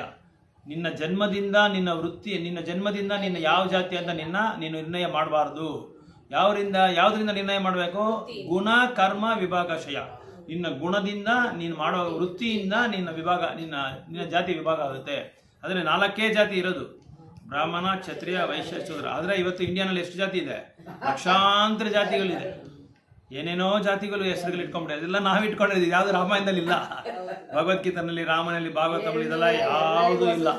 ಆದರೆ ದೇವರ ದಯದಿಂದ ನಮ್ಗೆ ಅಯೋಧ್ಯೆ ಅಂತ ಬಂದ್ಬಿಟ್ಟಿದೆ ಹೆಸರು. ನಮ್ಮ ಜಾತಿಗೆ ಮಾತ್ರ ಅಯೋಧ್ಯೆ ನಗರ ಅಂತ ಬಂದಿದೆ. ಅದು ಏನು ಹೆಂಗ್ ಬಂತಂತ ಗೊತ್ತಿಲ್ಲ, ಅದು ಕೇಳಬೇಕು. ಅದಕ್ಕೆ ನಾನು ವಿಚಾರಿಸ್ತಾ ಇದ್ದೀನಿ, ಅದು ಹೆಂಗೆ ಅಂತ ವಿಚಾರಿಸ್ತಾ ಇದ್ದೀನಿ. ಬಟ್ ಹೆಂಗೆ ಬಂದ್ಬಿಡ್ತು ಅಂತ ಗೊತ್ತಿಲ್ಲ. ಏನೋ ನಮಗೆ ಅಯೋಧ್ಯೆಗೆ ಸ್ವಲ್ಪ ಕನೆಕ್ಷನ್ ಇದ್ದಂಗಿದೆ, ಅಯೋಧ್ಯೆಗೆ ನಮ್ಗೆ ಕನೆಕ್ಷನ್ ಇದ್ದಂಗಿದೆ, ಅದಕ್ಕೆ ಅಯೋಧ್ಯೆ ಅಂತ ಹೆಸರು ಬಂದಿದೆ. ಅದೊಂದು ಏನೋ ಕನೆಕ್ಷನ್ ಇದ್ದಂಗಿದೆ, ಅದಕ್ಕೆ ನಮ್ಗೆ ಅಯೋಧ್ಯೆ ಇದ್ದಾರೆ ನಮ್ಗೆ ಪರ್ಟಿಕ್ಯುಲರ್ ಪರ್ಸನ್ ದಿವ್ಯವಾದ ಹೆಸರು, ಪುಣ್ಯಕ್ಕಿಂತ ಎಷ್ಟು. ಸೊ ಹೀಗಾಗಿ ಇವರು ಯಾರೋ ಯಾಕೆ ಇದನ್ನ ರಾಮಾಯಣ ಬಗ್ಗೆ ನಾನು ಹೇಳಿದೆ ಅಂದ್ರೆ, ವಿಶ್ವಾಮಿತ್ರರು ಬಂದು ಕ್ಷತ್ರಿಯ ಅಲ್ಲ, ಬ್ರಾಹ್ಮಣರು. ಅದಕ್ಕೆ ಅವ್ರು ಕ್ಷತ್ರಿಯನ ಕರ್ಕೊಂಬಂದ್ರು ಯುದ್ಧ ಮಾಡೋಕ್ಕೆ. ಯಾಕಂದ್ರೆ ಅವ್ರು ಯಜ್ಞ ಯಾಗಗಳು ಮಾಡುವಾಗ, ಭಕ್ತಿ ಸೇವೆ ಮಾಡುವಾಗ ರಾಕ್ಷಸರೆಲ್ಲ ಅದನ್ನ ತಡೆ ಮಾಡ್ತಾ ಇದ್ರು. ಅದಕ್ಕೆ ಕಲಹ ಉಂಟು ಮಾಡಿದ್ರು ಅವ್ರನ್ನ. ಸೊ ಇದಕ್ಕೆ ಸರಿಯಾದ ಕ್ಷತ್ರಿಯನ್ ಯಾರಿಗಂತ ಅವ್ರಿಗೆ ಗೊತ್ತು, ಬ್ರಾಹ್ಮಣರಿಗೆ ಗೊತ್ತು. ಅದಕ್ಕೆ ಅವ್ರೇನ್ ಮಾಡಿದ್ರು, ಆ ಕಾಲಘಟ್ಟದಲ್ಲಿ ಯಾರಿದ್ರು, ಅಯೋಧ್ಯೆಗೆ ಹೋದ್ರು. ಅಯೋಧ್ಯೆಗೆ ಹೋಗಿ ದಶರಥ ಮಹಾರಾಜ ಮಗ ಆದ ಶ್ರೀ ರಾಮಚಂದ್ರ ಮೂರ್ತಿನೇ ಅದಕ್ಕೆ ಬರಬೇಕು ಅಂತೇಳಿ ಕರ್ಕೊಂಡು ಹೋದ್ರು. ಅದೆಲ್ಲ ನೆನ್ನೆ ನಾವು ಚರ್ಚೆ ಮಾಡಿದ್ವಿ. ಸೊ ಅದೇ ಥರ ನೀವು ಇದು ಭಾಗವತಮಲ್ಲಿ ನೋಡಿದ್ರೆ, ಪರೀಕ್ಷಿತ್ ಮಹಾರಾಜು ಒಂದು ಪಶುವನ್ನ ಕೊಂದಕ್ಕೆ ಬಂದ ಆ ಕಲಿಯುಗ ಪರಶುನ ತಡೆದ್ರು. ಯಾಕಂದ್ರೆ ಕ್ಷತ್ರಿಯನ ಧರ್ಮ ಏನಂದ್ರೆ ಮನುಷ್ಯರನ್ನ ಮಾತ್ರ ಹಾನಿ ಮಾಡಿದ್ರೆ ರಕ್ಷಣೆ ಕೊಡೋದಲ್ಲ, ಪ್ರತಿ ಜೀವಿಗೂ ಈ ಚರಾಚರ ಇದು ಸೃಷ್ಟಿನಲ್ಲಿ ಯಾವ ತರವಾದ ಜೀವಿಗೂ ಯಾವ ತರ ಹಾನಿ ಉಂಟು ಮಾಡಬಾರ್ದು ಅನ್ನೋ ಒಂದು ಕರ್ತವ್ಯ ಇವ್ರಿಗಿರುತ್ತೆ ಕ್ಷತ್ರಿಯರಿಗೆ. ಅವಾಗ ಯಾರಾದ್ರೂ ಹಾನಿ ಉಂಟು ಮಾಡಿದ್ರೆ ಅವ್ರು ಹೋಗಿ ಅವರು ತಡಿತಾರೆ, ಅವ್ರನ್ನ ಹೋಗಿ ಕೊಂದಾಕ್ಬಿಡ್ತಾರೆ. ಅವರು ಅಷ್ಟೊಂದು ಪವರ್ ಇದೆ ಅವ್ರಿಗೆ, ಅಷ್ಟೊಂದು ಅವ್ರ ಕರ್ತವ್ಯ ಅದು. ಸೊ ಈ ತರ ನಾವು ನೋಡಿದ್ವಿ ಇದೆಲ್ಲ ಹೇಳ್ತಾರೆ ಕೃಷ್ಣ, ಇದೆಲ್ಲ ಅವ್ರಿಗೆ ಅರ್ಥ ಮಾಡ್ಕೊಳ್ಳೋಕೋಸ್ಕರ ಇದೆಲ್ಲ ಹೇಳ್ತಾರೆ ಅರ್ಜುನ್ಗೆ. ಯಾಕಂದ್ರೆ ಇದೆಲ್ಲ ಸ್ವಲ್ಪ ಅವ್ನಿಗೆ ತಲೆಗೆ ಹಾಕಿದ್ರೆ ಏನಾಗುತ್ತೆ ಅಂದ್ರೆ ಯುದ್ಧ ಮಾಡೋದಕ್ಕೆ ರೆಡಿ ಆಗಿರ್ತಾರೆ. ಇವಾಗ ಕೆಲವರು ಸ್ಕೂಲ್ಗೆ ಹೋಗಲ್ಲ ಅಂತ ಹೇಳ್ತಾರಲ್ಲ ಮಕ್ಕಳು, ಹತ್ಕೊಂಡಿರ್ತಾರೆ. ಅವಾಗ ಹೇಳ್ತಾರೆ ನೋಡು ಅವ್ನು ಹೋಗ್ತಾ ಇದ್ದಾನೆ, ನೋಡಿ ಇವ್ನು ಹೋಗ್ತಾ ಇದ್ದಾನೆ, ನೋಡು ಅಲ್ಲೋದ್ರೆ ನೀನು ಚೆನ್ನಾಗಿ ಮಾತೆಲ್ಲ ಕಲಿಬಾರ್ದು, ನೀನು ಆಟ ಆಡ್ಬೋದು ಎಲ್ಲ ಹೇಳ್ತಾರೆ. ಆ ತರ ಅರ್ಜುನ್ಗೆ ಹೇಳ್ತಾ ಇದ್ದಾರೆ ಕೃಷ್ಣ. ಆಮೇಲೆ ಕೆಲವರು ವಯಸ್ಸು ಹುಡುಗರು ಮದುವೆ ಮಾಡ್ಕೊಳ್ಳಲ್ಲ ಅಂತ ಹೇಳ್ತಾರೆ. ಇವಾಗೆಲ್ಲ ಯಾರಿಗೆ ಹೇಳಲ್ಲ, ಮುಂದೆ ಹೇಳ್ತಾ ಇದ್ದಾರೆ. ಅವ್ರಿಗೇನ್ ಮಾಡ್ತಾರೆ, ತಾಯಿ ತಂದೆ ಹೇಳಿದ್ರೆ ಅವ್ರು ಕೇಳಲ್ಲ, ಅದಕ್ಕೆ ಬೇರೆ ಯಾರನ್ನ ಕರ್ಕೊಂಡ್ ಬರ್ತಾರೆ. ಅವ್ರನ್ನ ಕರ್ಕೊಂಬಂದು ಅವ್ರಿಗೆ ಪ್ರಚಾರ ಮಾಡಿಸ್ತಾರೆ, ನೋಡಿ ಈ ತರ ಮಾಡ್ಬೇಕು, ಈ ವಯಸ್ಸಾಗೋಯ್ತು, ನಿನ್ಗೆ ಜವಾಬ್ದಾರಿ ಇದೆ, ಸೊ ಈ ತರ ಮಾಡ್ಬೇಕಾಗುತ್ತೆ, ಇದ್ರಲ್ಲಿ ಮತ್ತೆ ತಂದೆ ತಾಯಿನೆಲ್ಲ ನೀನು ನೋಡ್ಕೋಬೇಕಾಗಿ ಬರುತ್ತೆ. ಆಮೇಲೆ ನೀವು ಧಾರ್ಮಿಕವಾದ ಕೆಲಸಗಳೆಲ್ಲ ಮಾಡ್ಬೇಕಾದ್ರೆ ನಿನ್ಗೆ ರಕ್ಷಣೆ ಬೇಕಾಗುತ್ತೆ, ನಿನ್ಗೊಬ್ರು ಹೆಲ್ಪ್ ಬೇಕಾಗುತ್ತೆ ಅಂತೇಳಿ ಯಾವ ತರ ಹೇಳ್ತಾರೆ ಆ ತರ ಕೃಷ್ಣ ಅರ್ಜುನ್ ಇಲ್ಲಿ ಹೇಳ್ತಾ ಇದ್ದಾರೆ. ಈ ಒಂದು ಶ್ಲೋಕದಲ್ಲಿ ಏನ್ ಹೇಳ್ತಾ ಇದ್ದಾರೆ ಅಂದ್ರೆ, ಈ ಎರಡು ಬಗೆಯ ಮುಖ್ಯಾಂಶಗಳು ಇದೆ ಇಲ್ಲಿ. ಒಂದು ಸಾಂಖ್ಯ ಯೋಗ ಬಗ್ಗೆ ಹೇಳ್ತಾ ಇದ್ದಾರೆ ಕೃಷ್ಣ, ಮತ್ತೆ ಅದಾದ್ಮೇಲೆ ಬುದ್ಧಿ ಯೋಗ ಬಗ್ಗೆ ಹೇಳ್ತಾ ಇದ್ದಾರೆ. ಈ ಎರಡು ಬಗೆಯಾದ ಒಂದು ಮುಖ್ಯಾಂಶಗಳು ತುಂಬಾ ಇಂಪಾರ್ಟೆಂಟು. ಅಂದ್ರೆ ಇಲ್ಲಿ ಇನ್ನೊಂದು ಲಾಸ್ಟ್ ಅಲ್ಲಿ ನಾವು ನೋಡೋದು ಕರ್ಮ ಬಂಧನ ಅಂತ ಒಂದು ವರ್ಡ್ ಬಂದಿದೆ, ಕರ್ಮ ಬಂಧನ ಅಂತ. ಈ 39ನೇ ಶ್ಲೋಕದಲ್ಲಿ ನಾವು ಹೋದ್ರಲ್ಲ, ಕರ್ಮ ಬಂಧಂ ಪ್ರಹಸ್ಯಸಿ ಅಂತ ಹೇಳಿದೆ. ಸೊ ಇಲ್ಲಿ ಕರ್ಮ ಬಂಧನ ಅಂದ್ರೆ ನಾವೇನು ಅಂತ ಅರ್ಥ ಮಾಡ್ಕೋಬೇಕಾಗಿ ಬರುತ್ತೆ. ಆಮೇಲೆ ಸಾಂಖ್ಯ ಫಿಲಾಸಫಿ ಅಂದ್ರೆ ಏನು ಅಂದ್ರೆ ಅನಾಲಿಟಿಕಲ್ ಸ್ಟಡಿ ಆಫ್ ದ ಸೋಲ್, ವಿಶೇಷವಾದ ಒಂದು ವಿಶ್ಲೇಷಣಾ ಆತ್ಮದ ಬಗ್ಗೆ ಕೊಡೋದನ್ನೇ ಸಾಂಖ್ಯ ಯೋಗ ಅಂತ ಹೇಳೋದು. ಈ ಚಾಪ್ಟರ್ ಹೆಸರೇನು, ಈ ಅಧ್ಯಾಯದ ಹೆಸರು ಸಾಂಖ್ಯ ಯೋಗ. ಸಾಂಖ್ಯ ಯೋಗ ಅಂದ್ರೆ ಏನು ಅಂದ್ರೆ ಅದು ತುಂಬಾ ಆಳವಾಗಿ ಆತ್ಮದ ಬಗ್ಗೆ ವಿಶ್ಲೇಷಣೆ ಕೊಡ್ತಾರೆ. ಅದರ ಬಗ್ಗೆ ಫುಲ್ಲು ಸಂಪೂರ್ಣವಾದ ವಿವರಣೆ. ಆತ್ಮ ಅಂದ್ರೆ ಏನು, ಅದರ ಪ್ರಕೃತಿ ಏನು, ಅದರ ಅದರದ್ದು ಗುಣಗಳು ಏನೇನಿದೆ ನಾವು ನೋಡಿದ್ರಲ್ಲ, ಕ್ಯಾರೆಕ್ಟರಿಸ್ಟಿಕ್ಸ್ ಆಫ್ ಸೋಲ್ ಅಂತ ನಾವು ನೋಡಿದ್ರಲ್ಲ, ಇದಕ್ಕೆ ಮುಂದಿನ ಶ್ಲೋಕದಲ್ಲ ನಾವು ನೋಡಿದ್ರಿ. ಸೊ ಅದು ವಿಶೇಷವಾಗಿ ಸಾಂಖ್ಯಯೋಗ ಬಗ್ಗೆ ಹೇಳ್ತಾರೆ. ಸಾಂಖ್ಯಯೋಗ ಅಂದ್ರೆ ಏನು, ಅನಾಲಿಟಿಕಲ್ ಸ್ಟಡಿ ಆಫ್ ದ ಸೋಲ್ ಅಂದ್ರೆ ವಿಶೇಷಾತ್ಮಕವಾದ ಗುಣಗಳು. ಯಾವ್ದ್ರ ಬಗ್ಗೆ, ಆತ್ಮದ ಬಗ್ಗೆ ವಿಶೇಷವಾದ ಒಂದು ವಿವರಣೆ ಕೊಡೋದನ್ನೇ ಸಾಂಖ್ಯ ಯೋಗ ಅಂತ ಇಲ್ಲಿ ಹೇಳ್ತಾ ಇದ್ದಾರೆ. ಅದನ್ನ ನಾವು ಚೆನ್ನಾಗಿ ಅರ್ಥ ಮಾಡ್ಕೋಬೇಕು. ಈಗ ಮೆಡಿಕಲ್ ಪ್ರಾಕ್ಟೀಸ್ ನಾವು ಹೋಗುವಾಗ ಏನು ಮಾಡ್ತಾರೆ ಅಂದರೆ, ಮೊದಲು ಲ್ಯಾಬ್ ಕರ್ಕೊಂಡೋಗಿ ಅದು ಮನುಷ್ಯರ ಒಂದು ಅಂಗಗಳ ಬಗ್ಗೆ ಎಲ್ಲ ಅವರು ವಿಶ್ಲೇಷಣೆ ಕೊಡ್ತಾರೆ. ಇದು ತಲೆ, ಇದು ಬ್ರೈನ್ಸು, ಇದು ಕೈ, ಇದು ಕಾಲು, ಎಲ್ಲ ಅಂಗಗಳ ಬಗ್ಗೆ ವಿಶೇಷವಾದ ಒಂದು ವಿವರಣೆ ಕೊಡ್ತಾರೆ ಇವರು ಯಾರು ಪ್ರೊಫೆಸರ್ಸು. ಆ ಕೊಡುವಾಗ ಅವ್ರೇನು ಮಾಡ್ಕೊತಾರೆ, ಅದಕ್ಕೆ ಅನಾಟಮಿ ಅಂತ ಹೇಳ್ತಾರೆ. ಅನಾಟಮಿ ಅಂದರೆ ಕಂಪ್ಲೀಟ್ ನಮಗೆ ಕೂದಲಿಂದ ಕೆಳಗಡೆ ಕಾಲಿನ ಬೆರಳವರೆಗೂ ಪಾದದವರೆಗೂ ಅದು ಯಾವ ಅಂಗ ಇದೆ, ಅದು ಏನೇನು ಕೆಲಸ ಮಾಡುತ್ತೆ, ಹಾರ್ಟ್ ಹೆಂಗೆ ಕೆಲಸ ಮಾಡುತ್ತೆ. ಆ್ಯಕ್ಚುಲಾಗಿ ನಿಮ್ಗೆ ಗೊತ್ತೋ ಇಲ್ಲೋ, ಹಾರ್ಟ್ ಇಲ್ಲ ಅಂದರೆ ಹಾರ್ಟ್ ಬಂದು ಹೆಂಗೆ ಗೊತ್ತಾ, 24 hours ಸೇವೆ ಮಾಡ್ತಾ ಇರುತ್ತೆ ನಮ್ಮ ಬಾಡಿಗೆ. ಹಾರ್ಟ್ ಬಂದು 24 hours, ಬೇರೆದೆಲ್ಲ ರೆಸ್ಟ್ ಆಗ್ಬಿಡುತ್ತೆ. ಬಟ್ ನಾವು ಮಲ್ಕೊಂಡಿದ್ರೆ ಕೂಡ ಹಾರ್ಟ್ ಬಂದು ಕೆಲಸ ಮಾಡ್ತಾನೆ ಇರುತ್ತೆ. ಅದಕ್ಕೆ ಹಾರ್ಟ್ ಬಂದು ತುಂಬಾ ಇಂಪಾರ್ಟೆಂಟ್. ಯಾಕಂದ್ರೆ ಈ ಹಾರ್ಟ್ ಇಂದ ಎಲ್ಲ ಬ್ಲಡ್ ಪಂಪ್ ಆಗುತ್ತೆ. ಆ ಬ್ಲಡ್ ಪಂಪ್ ಆಗದೆ ನಾನು ನಿಂತೋಗ್ಬಿಟ್ರೆ ಮುಗೀತ್ ಕತೆ. ಅದಕ್ಕೆ ಈ ಹಾರ್ಟ್ ಎಷ್ಟೊಂದು ಸೇವೆ ಮಾಡೋದಂದ್ರೆ ಅಷ್ಟೊಂದು ಸೇವೆ ಮಾಡುತ್ತೆ. ಕರೆಕ್ಟ್. ಹುಟ್ಟದಿಂದ ತೊಟ್ಟಿಯಿಂದ ಇಟ್ಕೊಂಡು ಲಾಸ್ಟ್ ಸೇವೆ ಇದೇವರೆಗೂ ಅಮ್ಮನ ತಾಯಿನ ಗರ್ಭದಲ್ಲಿ ಇದ್ಕೊಂಡು ಆಮೇಲೆ ಇದರಿಂದ ಕೂಡ ಸಾಯೋವರೆಗೂ ಅದು ಸೇವೆ ಮಾಡ್ತಾನೆ ಇರುತ್ತೆ ಹಾರ್ಟ್, ಹೃದಯ. ಸೊ ಇದರದ ವಿಶ್ಲೇಷಣೆ ಹೇಗೆ ಕೊಡ್ತಾರೋ ಡಾಕ್ಟರ್ಸು, ಈ ವೈದ್ಯರು, ಅದೇ ರೀತಿನಲ್ಲಿ ಆತ್ಮದ ಬಗ್ಗೆ ಕೊಟ್ಟಿದ್ದಾರೆ ಇಲ್ಲಿ. ಅದನ್ನೇ ಸಾಂಖ್ಯ ಯೋಗ ಅಂತ ಹೇಳೋದು. ಇದು ನಾವು ಭಾಗವತಮಲ್ಲಿ 3ನೇ ಸ್ಕಂದದಲ್ಲಿ ನಾವು ಲಾರ್ಡ್ ಕಪಿಲ ದೇವರು ಬರ್ತಾರೆ. ಭಗವಂತನೇ ಕಪಿಲ ಒಂದು ಹೆಸರಲ್ಲಿ ದೇವಹೂತಿ ಒಂದು ತಾಯಿನಲ್ಲಿ ಅವರವರ ಗರ್ಭದಲ್ಲಿ ಜನ್ಮ ತಗೊಂತಾರೆ, ಅವತಾರ ತಗೊಂತಾರೆ. ಅವಾಗ ಲಾರ್ಡ್ ಕಪಿಲ ಏನ್ ಮಾಡ್ತಾರೆ, ತನ್ನ ತಾಯಿಗೆ ಈ ಸಾಂಖ್ಯ ಯೋಗ ಬಗ್ಗೆ ಹೇಳ್ತಾರೆ. ಇನ್ನೊಂದು ಸಾಂಖ್ಯ ಯೋಗ ಇದೆ, ಅವ್ರು ಯಾರಂದ್ರೆ ನಾಸ್ತಿಕವಾದರು. ಅದನ್ನ ಹೇಳ್ತಾರೆ ಪ್ರಭುಪಾದರು. ಆ ನಾಸ್ತಿಕವಾದ ತತ್ವಕ್ಕೂ ಈ ಒಂದು ಭಗವಂತ ಹೇಳಿರೋ ಭಗವದ್ಗೀತಕ್ಕೂ ಸಂಬಂಧ ಇಲ್ಲ. ಅದು ಬೇರೆ, ಇದು ಬೇರೆ ಅಂತ ಹೇಳ್ತಾ ಇದ್ದಾರೆ. ಕೃಷ್ಣ ಹೇಳಿರೋ ಭಗವದ್ಗೀತೆಗೂ ಆ ಇನ್ನೊಂದು ನಾಸ್ತಿಕವಾದಿ ಇದಾನಲ್ಲ ಅವನು ಸಾಂಖ್ಯ, ಆ ಸಾಂಖ್ಯ ಯೋಗಕ್ಕೂ ವ್ಯತ್ಯಾಸ ಇಲ್ಲ. ಅದು ವ್ಯತ್ಯಾಸ ಇಲ್ಲ, ಇದು ವ್ಯತ್ಯಾಸ, ಇದು ಬೇರೆ ಬೇರೆ, ಅದು ಕನೆಕ್ಷನ್ ಇಲ್ಲ, ಸಂಬಂಧ ಇಲ್ಲ ಅಂತ ಹೇಳ್ತಾರೆ. ಅದೇ ತರ ಆ ನಾಸ್ತಿಕವಾದ ಸಾಂಖ್ಯ ಯೋಗಕ್ಕೂ ಕಪಿಲ ಹೇಳಿರೋ ಸಾಂಖ್ಯ ಯೋಗಕ್ಕೂ ಸಂಬಂಧ ಇಲ್ಲ. ಕಪಿಲ ಹೇಳಿರೋ ಸಾಂಖ್ಯ ಯೋಗ ಬೇರೆ, ಆ ನಾಸ್ತಿಕವಾದ ಹೇಳಿರೋ ಸಾಂಖ್ಯ ಯೋಗ ಬೇರೆ. ಯಾಕಂದ್ರೆ ಸಾಂಖ್ಯ ಯೋಗ ಬಗ್ಗೆ ಅವನು ಇದು ಕೊಟ್ಟಿದ್ದಾರೆ, ವಿವರಣೆ ಕೊಟ್ಟಿದ್ದಾರೆ, ಮಾಹಿತಿ ಕೊಟ್ಟಿದ್ದಾರೆ. ಅದು ಬೇರೆ ಇದು ಬೇರೆ ಅಂತ ಹೇಳ್ತಾ ಇದ್ದಾರೆ. ಸೊ ಅದೇ ಸಾಂಖ್ಯ ಯೋಗ ಬಗ್ಗೆ ಹೇಳ್ತಾರೆ. ಸಾಂಖ್ಯ ಯೋಗ ಅಂದರೆ ಕಂಪ್ಲೀಟ್ ಆತ್ಮದ ಬಗ್ಗೆ ಸಂಪೂರ್ಣವಾದ ವಿಶ್ಲೇಷಣೆ, ಆತ್ಮದ ಬಗ್ಗೆ ವಿವರಣೆ ಕೊಡೋದೇ ಸಾಂಖ್ಯ ಯೋಗ. ಸೊ ಇಲ್ಲಿ ಕರ್ಮ ಬಂಧನ ಬಗ್ಗೆ ಏನು ಹೇಳಿದ್ದಾರೆ ಅಂದರೆ, ನಾವು ಒಳ್ಳೇದು ಮಾಡ್ತೀರಿ, ನಾವು ಕೆಟ್ಟದ್ದು ಮಾಡ್ತೀರಿ, ನಾವು ಯಾವ್ಯಾವ ಚಟುವಟಿಕೆಗಳು ನಾವು ಮಾಡ್ತೀರೋ ಅದಕ್ಕೆ ತಕ್ಕಂತೆ ನಮ್ಮ ಭವಿಷ್ಯದಲ್ಲಿ ಅದಕ್ಕೆ ನಾವು ಫಲಿತಾಂಶ ತಗೋಬೇಕಾಗಿ ಬರುತ್ತೆ. ಅದೇ ಒಳ್ಳೇದು ಕೆಟ್ಟದ್ದು, ನಾವು ಯಾವ ಕೆಲಸ ಮಾಡ್ತೀರೋ ಆ ಕೆಲಸಕ್ಕೆ ತಕ್ಕಂತೆ ಫ್ಯೂಚರ್ ಡಿಸೈಡ್ ಆಗುತ್ತೆ. ನಮಗೆ ಭವಿಷ್ಯತ್ತಿನಲ್ಲಿ ನಮಗೆ ನಿರ್ಣಯ ಆಗುತ್ತೆ. ನಾವು ಒಳ್ಳೇದು ಮಾಡಿದರೆ ಒಳ್ಳೇದು ಬರುತ್ತೆ, ಕೆಟ್ಟದ್ದು ಮಾಡಿದ್ರೆ ಕೆಟ್ಟ ಫಲಿತಾಂಶಗಳು ಬರುತ್ತೆ. ಅದ್ರ ಬಗ್ಗೆನೇ ಅದೇ ಕರ್ಮಬಂಧನ ಅಂತ ಹೇಳೋದು. ಕರ್ಮಬಂಧನ ಅಂದರೆ ಪ್ರತಿಯೊಂದು ನಾವು ಮಾಡುವ ಪ್ರತಿಯೊಂದು ಕಾರ್ಯಕ್ಕೂ ಪ್ರತಿಚರ್ಯ ಇರುತ್ತೆ. ಅಂದರೆ ನಾವೇನಾದರೂ ಮಾಡಿದ್ರೆ ಅದಕ್ಕೆ ಮತ್ತೆ ಇನ್ನೊಂದು ಪ್ರತಿಚರ್ಯ ಇರುತ್ತೆ. ಸೊ ಒಬ್ಬರನ್ನ ನಾವು ಯಾರನ್ನ ಬೈಯೋದು ಇಲ್ಲ ಹೊಡೆಯೋದು, ಅವ್ರಿಗೇನ ಕೆಟ್ಟದ್ದು ಮಾಡೋದು, ಅವ್ರಿಗೆ ಕೆಟ್ಟದ್ದು ಉಂಟು ಮಾಡೋದು, ಇಲ್ಲದ್ರೆ ಅವ್ರದ್ದು ಏನಾದ್ರು ಅಪಹರಣೆ ಮಾಡೋದು, ಆ ಥರ ಏನಾದರೂ ಮಾಡಿದರೆ ಅದಕ್ಕೆ ನಮ್ಗೇನಾದ್ರೆ ವಾಪಸ್ ಬರುತ್ತೆ, ರಿಯಾಕ್ಷನ್ ಬರುತ್ತೆ. ಅದೇ ಕ್ರಿಯಾ ಪ್ರತಿಕ್ರಿಯೆ ಅಂತ ಹೇಳ್ತಾರೆ ಅದಕ್ಕೆ. ಸೊ ಪ್ರತಿಚರ್ಯ ಅಂತ ತೆಲುಗು ಹೇಳ್ತಾರೆ. ಆ ಕನ್ನಡದಲ್ಲಿ ಕ್ರಿಯಾ ಪ್ರತಿಕ್ರಿಯೆ. ಯಾವುದೇ ಕ್ರಿಯೆ ಮಾಡಲಿ ಅದಕ್ಕೆ ಪ್ರತಿಕ್ರಿಯೆ ಮಾಡ್ತಾರೆ. ಈ ಪ್ರತಿಕ್ರಿಯೆ ಮಾಡಬಾರ್ದು ಅಂತ ನಾವು ಅನ್ಕೊಂಡ್ರೆ ನಾವೇನು ಮಾಡ್ಬೇಕಂದ್ರೆ ಭಗವಂತನಿಗೆ ಮಾತ್ರ ಮಾಡ್ಬೇಕು. ಆವಾಗ ಅದಕ್ಕೆ ಏನಿರಲ್ಲ, ಆ ಪ್ರತಿಕ್ರಿಯೆ ಇರಲ್ಲ. ಯಜ್ಞಾರ್ಥಾತ್ ಕರ್ಮನೋ ಅನ್ಯತ್ರ ಲೋಕೋಯಂ ಕರ್ಮ ಬಂಧನ ತದರ್ಥಂ ಕರ್ಮಕೌಂತೆಯ ಮುಕ್ತ ಸಂಘ ವಿಚಾರ. ಅಂದರೆ ಯಜ್ಞಾರ್ಥಾತ್ ಕರ್ಮನೋ ಅನ್ಯತ್ರ. ಸೊ ಯಜ್ಞಾಧಿಪತಿಯಾದ ಯಜ್ಞೇಶ್ವರನಾದ ವಿಷ್ಣುಗೆ ನಾವು ಏನಾದರೂ ಮಾಡಿದ್ರೆ ಅದರಲ್ಲಿ ಕರ್ಮ ಬಂಧನದಲ್ಲಿ ನಾವು ಸಿಕ್ಕಾಕೊಳ್ಳಲ್ಲ. ನಮಗೋಸ್ಕರ ನಾವು ಮಾಡಿದ್ರೆ, ಯಾವುದೇ ನಮಗೋಸ್ಕರ ನಾವು ಮಾಡಿಕೊಂಡು, ಇವಾಗ ನಾವು ಅಡುಗೆನೇ ಮಾಡ್ತೀವಿ, ಅಡುಗೆ ಮಾಡ್ಬಿಟ್ಟು ನಾವು ಹಂಗೆ ತೊಗೊಂಡ್ಬಿಡ್ತೀವಿ ಭಗವಂತನ ನೈವೇದ್ಯ ಮಾಡಿದ್ರ, ಅವಾಗ ಅದರಲ್ಲಿ ಏನಿರುತ್ತೆ, ಲೋಕೋಯಂ ಕರ್ಮ ಬಂಧನ, ಮತ್ತೆ ನಾವು ಕರ್ಮ ಬಂಧನ ಸಿಕ್ಕಾಕೊಂಡ್ಬಿಡ್ತೀವಿ ಅಂತ ಹೇಳ್ತಾರೆ. ಅದೊಂದೇ ಅಲ್ಲ, ಪ್ರತಿಯೊಂದೂ ನಮಗೋಸ್ಕರ ನಾವು ಮಾಡ್ಕೊಳ್ಳೋದ್ರಿಂದ ಏನಾಗುತ್ತೆ, ಅದು ನಾವು ಕರ್ಮ ಬಂಧನದಲ್ಲಿ ಸಿಕ್ಕಾಕೊಂಡ್ರಿ. ಕರ್ಮ ಬಂಧನ ಅಂದರೆ ಮತ್ತೆ ಜನ್ಮ, ಮೃತ್ಯು, ಜರ, ವ್ಯಾಧಿ, ಈ ಒಂದು ವೃತ್ತದಲ್ಲಿ ನಾವು ಓಡಾಡ್ಕೊಂಡು ಇರಬೇಕಾಗುತ್ತೆ. ಆದರೆ ಯಜ್ಞಾರ್ಥಾತ್ ಕರ್ಮನೋ ಅನ್ಯತ್ರ ಕರ್ಮ ಬಂಧನ.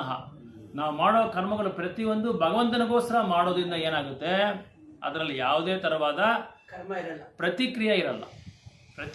ಅದರಲ್ಲಿ ನಾವು ಕರ್ಮ ಬಂಧನದಲ್ಲಿ ಸಿಕ್ಕಾಕೊಳ್ಳಲ್ಲ, ಕರ್ಮ ಇರಲ್ಲ ಅದರಲ್ಲಿ. ಸಿಂಪಲ್ ಆಗಿ ಹೇಳ್ಬೇಕಾದ್ರೆ ಯಾವ ಕರ್ಮನೂ ನಮ್ಗಿರಲ್ಲ ಅಂತ ಹೇಳ್ತಾ ಇದ್ದಾರೆ. ಅದೇ ಥರ ಇದು ಸಾಂಖ್ಯ ಯೋಗ ಬಗ್ಗೆ ಹೇಳ್ತಾರೆ. ಕಪಿಲದೇವ ಏನು ಹೇಳ್ತಾರೆ ಅಂದರೆ 24 ಘಟಾಂಶಗಳಿದೆ ಅಂತ ಹೇಳ್ತಾರೆ. ಈ ಮನುಷ್ಯನ ದೇಹ ಬಂದು 24 ಘಟಾಂಶಗಳಿಂದ ಮಾಡಿರೋದು. ಅಂದರೆ ಯಾವುದು, ಜ್ಞಾನೇಂದ್ರಿಯಗಳು, ಕರ್ಮೇಂದ್ರಿಯಗಳು. ಸೊ ಇದನ್ನೆಲ್ಲ, ಈ ಜ್ಞಾನೇಂದ್ರಿಯಗಳು ಅದಲ್ಲ, ಇದೆಯಲ್ಲ ಪಂಚೇಂದ್ರಿಯಗಳು, ಅದರದ್ದು ಆಬ್ಜೆಕ್ಟ್ಸ್ ಏನೇನು, ಈಗ ಕಣ್ಣು, ಕಿವಿ, ಮತ್ತು ನಾಲಿಗೆ, ಮತ್ತು ಮೂಗು, ಮತ್ತು ಚರ್ಮ, ಈ 5ರದ್ದು ಏನು ಕ್ರಿಯೆಗಳು ಮಾಡುತ್ತೆ. ಅದು ಕಣ್ಣು ನೋಡುತ್ತೆ, ಕಿವಿ ಕೇಳುತ್ತೆ, ಮೂಗು ವಾಸನೆ ನೋಡುತ್ತೆ, ನಾಲಿಗೆ ರುಚಿ ಕೊಡುತ್ತೆ, ಮತ್ತು ಚರ್ಮ ಬಂದು ಸೆನ್ಸ್ ಆಫ್ ಫೀಲಿಂಗ್ ಕೊಡುತ್ತೆ, ಒಂದು ಅನುಭವ ಕೊಡುತ್ತೆ. ಈ 5 + 5 10. ಇದು ಮತ್ತೆ ಇದು ಕರ್ಮೇಂದ್ರಿಯಗಳು, 2 ಕೈ, 2 ಕಾಲು, ಆಮೇಲೆ ಮಲಮೂತ್ರಗಳು ವಿಸರ್ಜನೆ ಮಾಡೋದು, ಇದನ್ನೆಲ್ಲ ಕರ್ಮೇಂದ್ರಿಯಗಳು ಅಂತಾರೆ. ಇದೆಲ್ಲ ಸೇರಿದ್ರೆ 24 ಘಟಾಂಶಗಳು ಬರುತ್ತೆ. 24 ಘಟಾಂಶಗಳಿಂದ ಈ ಭೌತಿಕ ನಮ್ಮ ಒಂದು ಈ ಜೀವನ, ಈ ಒಂದು ಮನುಷ್ಯನ ಒಂದು ಇದು ರೂಪ ಬಂದು ತಯಾರಾಗಿರೋದು ಅಂತ ಹೇಳಿ ಇವರು ಯಾರು, ಕಪಿಲ ದೇವರು ಬಂದು ದೇವಹೂತಿಗೆ ಹೇಳ್ತಾರೆ. ಮಗ ಬಂದು ತಾಯಿಗೆ ಉಪದೇಶ ಮಾಡ್ತಾರೆ, ದೇವಹೂತಿಗೆ ತಾಯಿಗೆ ಉಪದೇಶ ಮಾಡ್ತಾರೆ. ಆ ಉಪದೇಶ ಮಾಡುವಾಗ ಅವರು ಅದನ್ನು ತಿಳ್ಕೊಂಡು ಅರ್ಥ ಮಾಡಿಕೊಂಡು, ಈ ಥರ ನಾವು ಭಕ್ತಿ ಸೇವೆ ಮಾಡಬೇಕು ಅಂತ ಹೇಳಿ ಅವ್ರ ಹತ್ರ ಆ ಒಂದು ಇನ್ಸ್ಟ್ರಕ್ಷನ್ಸ್, ಉಪದೇಶಗಳನ್ನ ಅವರು ತೀವ್ರವಾಗಿ ತಗೊಂಡು ಅದನ್ನು ಆಚರಣೆ ಮಾಡ್ತಾರೆ.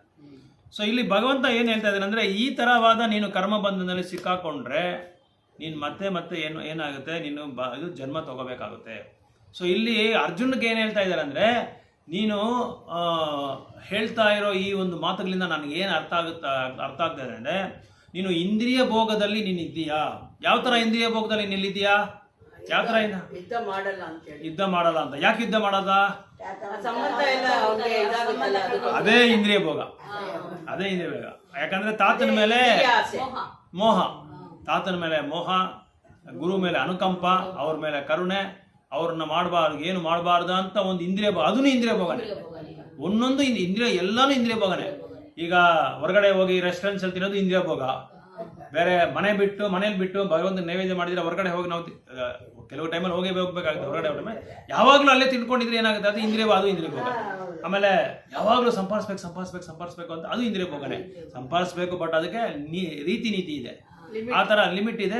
ಅಷ್ಟು ಸಮಯ ಕಾಲದಲ್ಲಿ ಮಾತ್ರ ನಾವು ಸಂಪಾದಿಸ್ಬೇಕಾಗುತ್ತೆ. ಯಾಕಂದ್ರೆ ಎಷ್ಟೊಂದು ಸಂಪಾದಿಸ್ಬಿಟ್ಟು ಯಾರು ಅನುಭವಿಸ್ತಾ ಇಲ್ಲ. ಎಷ್ಟೋ ಇವಾಗ ನೋಡಿ ರಾಜಕಾರಣಿಗಳು ಸಂಪಾದಿಸ್ತಾನೇ ಇದ್ದಾರೆ, ಸಂಪಾದಿಸ್ಕೊಂಡು ಕೊನೆಗೆ ಏನಾಗ್ತಾರೆ, ಹೊರಗಡೆ ಹೋಗ್ತಾರೆ. ಯಾವನೋ ಒಬ್ರು ನೋಡಿದ್ರೆ ಇದು ಹೊರಗಡೆ ಹೋಗ್ಬಿಡ್ತಾರೆ ಅಷ್ಟೇ, ಸರ್ಕಾರವನ್ನ ಎತ್ತು ಒಳಗೆ ಹಾಕ್ತಾರೆ. ಆ ಥರ ಒಂದು ರೀತಿ ನೀತಿ ಇರಬೇಕು, ಸಂಪಾದಿಸೋದಕ್ಕೆ ಒಂದು ರೀತಿ ನೀತಿ ಇರಬೇಕು.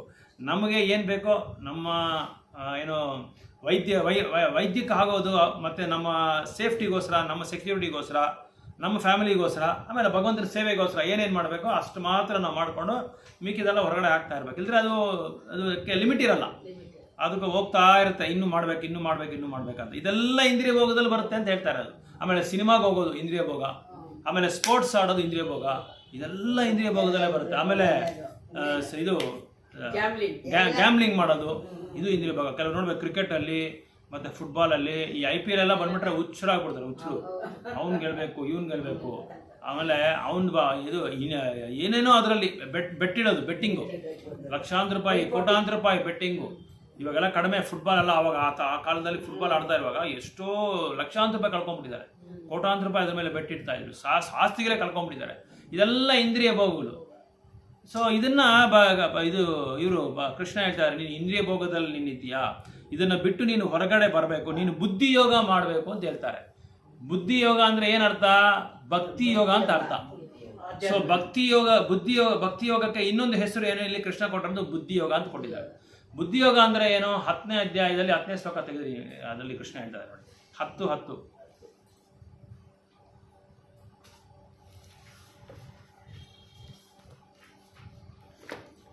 ತೇಷಾಂ ಸತತಯುಕ್ತಾನಾಂ ಭಜತಾಂ ಪ್ರೀತಿಪೂರ್ವಕಂ ದದಾಮಿ ಬುದ್ಧಿ ಯೋಗಂ ತಂ ಯೇನ ಮಾಂ ಉಪಯಂತತೆ ಅಂತ ಕೃಷ್ಣ ಬುದ್ಧಿಯೋಗದ ಬಗ್ಗೆ ಹೇಳ್ತಾ ಇದ್ದಾರೆ. ಸೊ ಬುದ್ಧಿ ಯೋಗಕ್ಕೂ ಭಕ್ತಿ ಯೋಗಕ್ಕೂ ಯಾವ ತರವಾದ ವ್ಯತ್ಯಾಸ ಇಲ್ಲ, ಎರಡೂ ಒಂದೇ.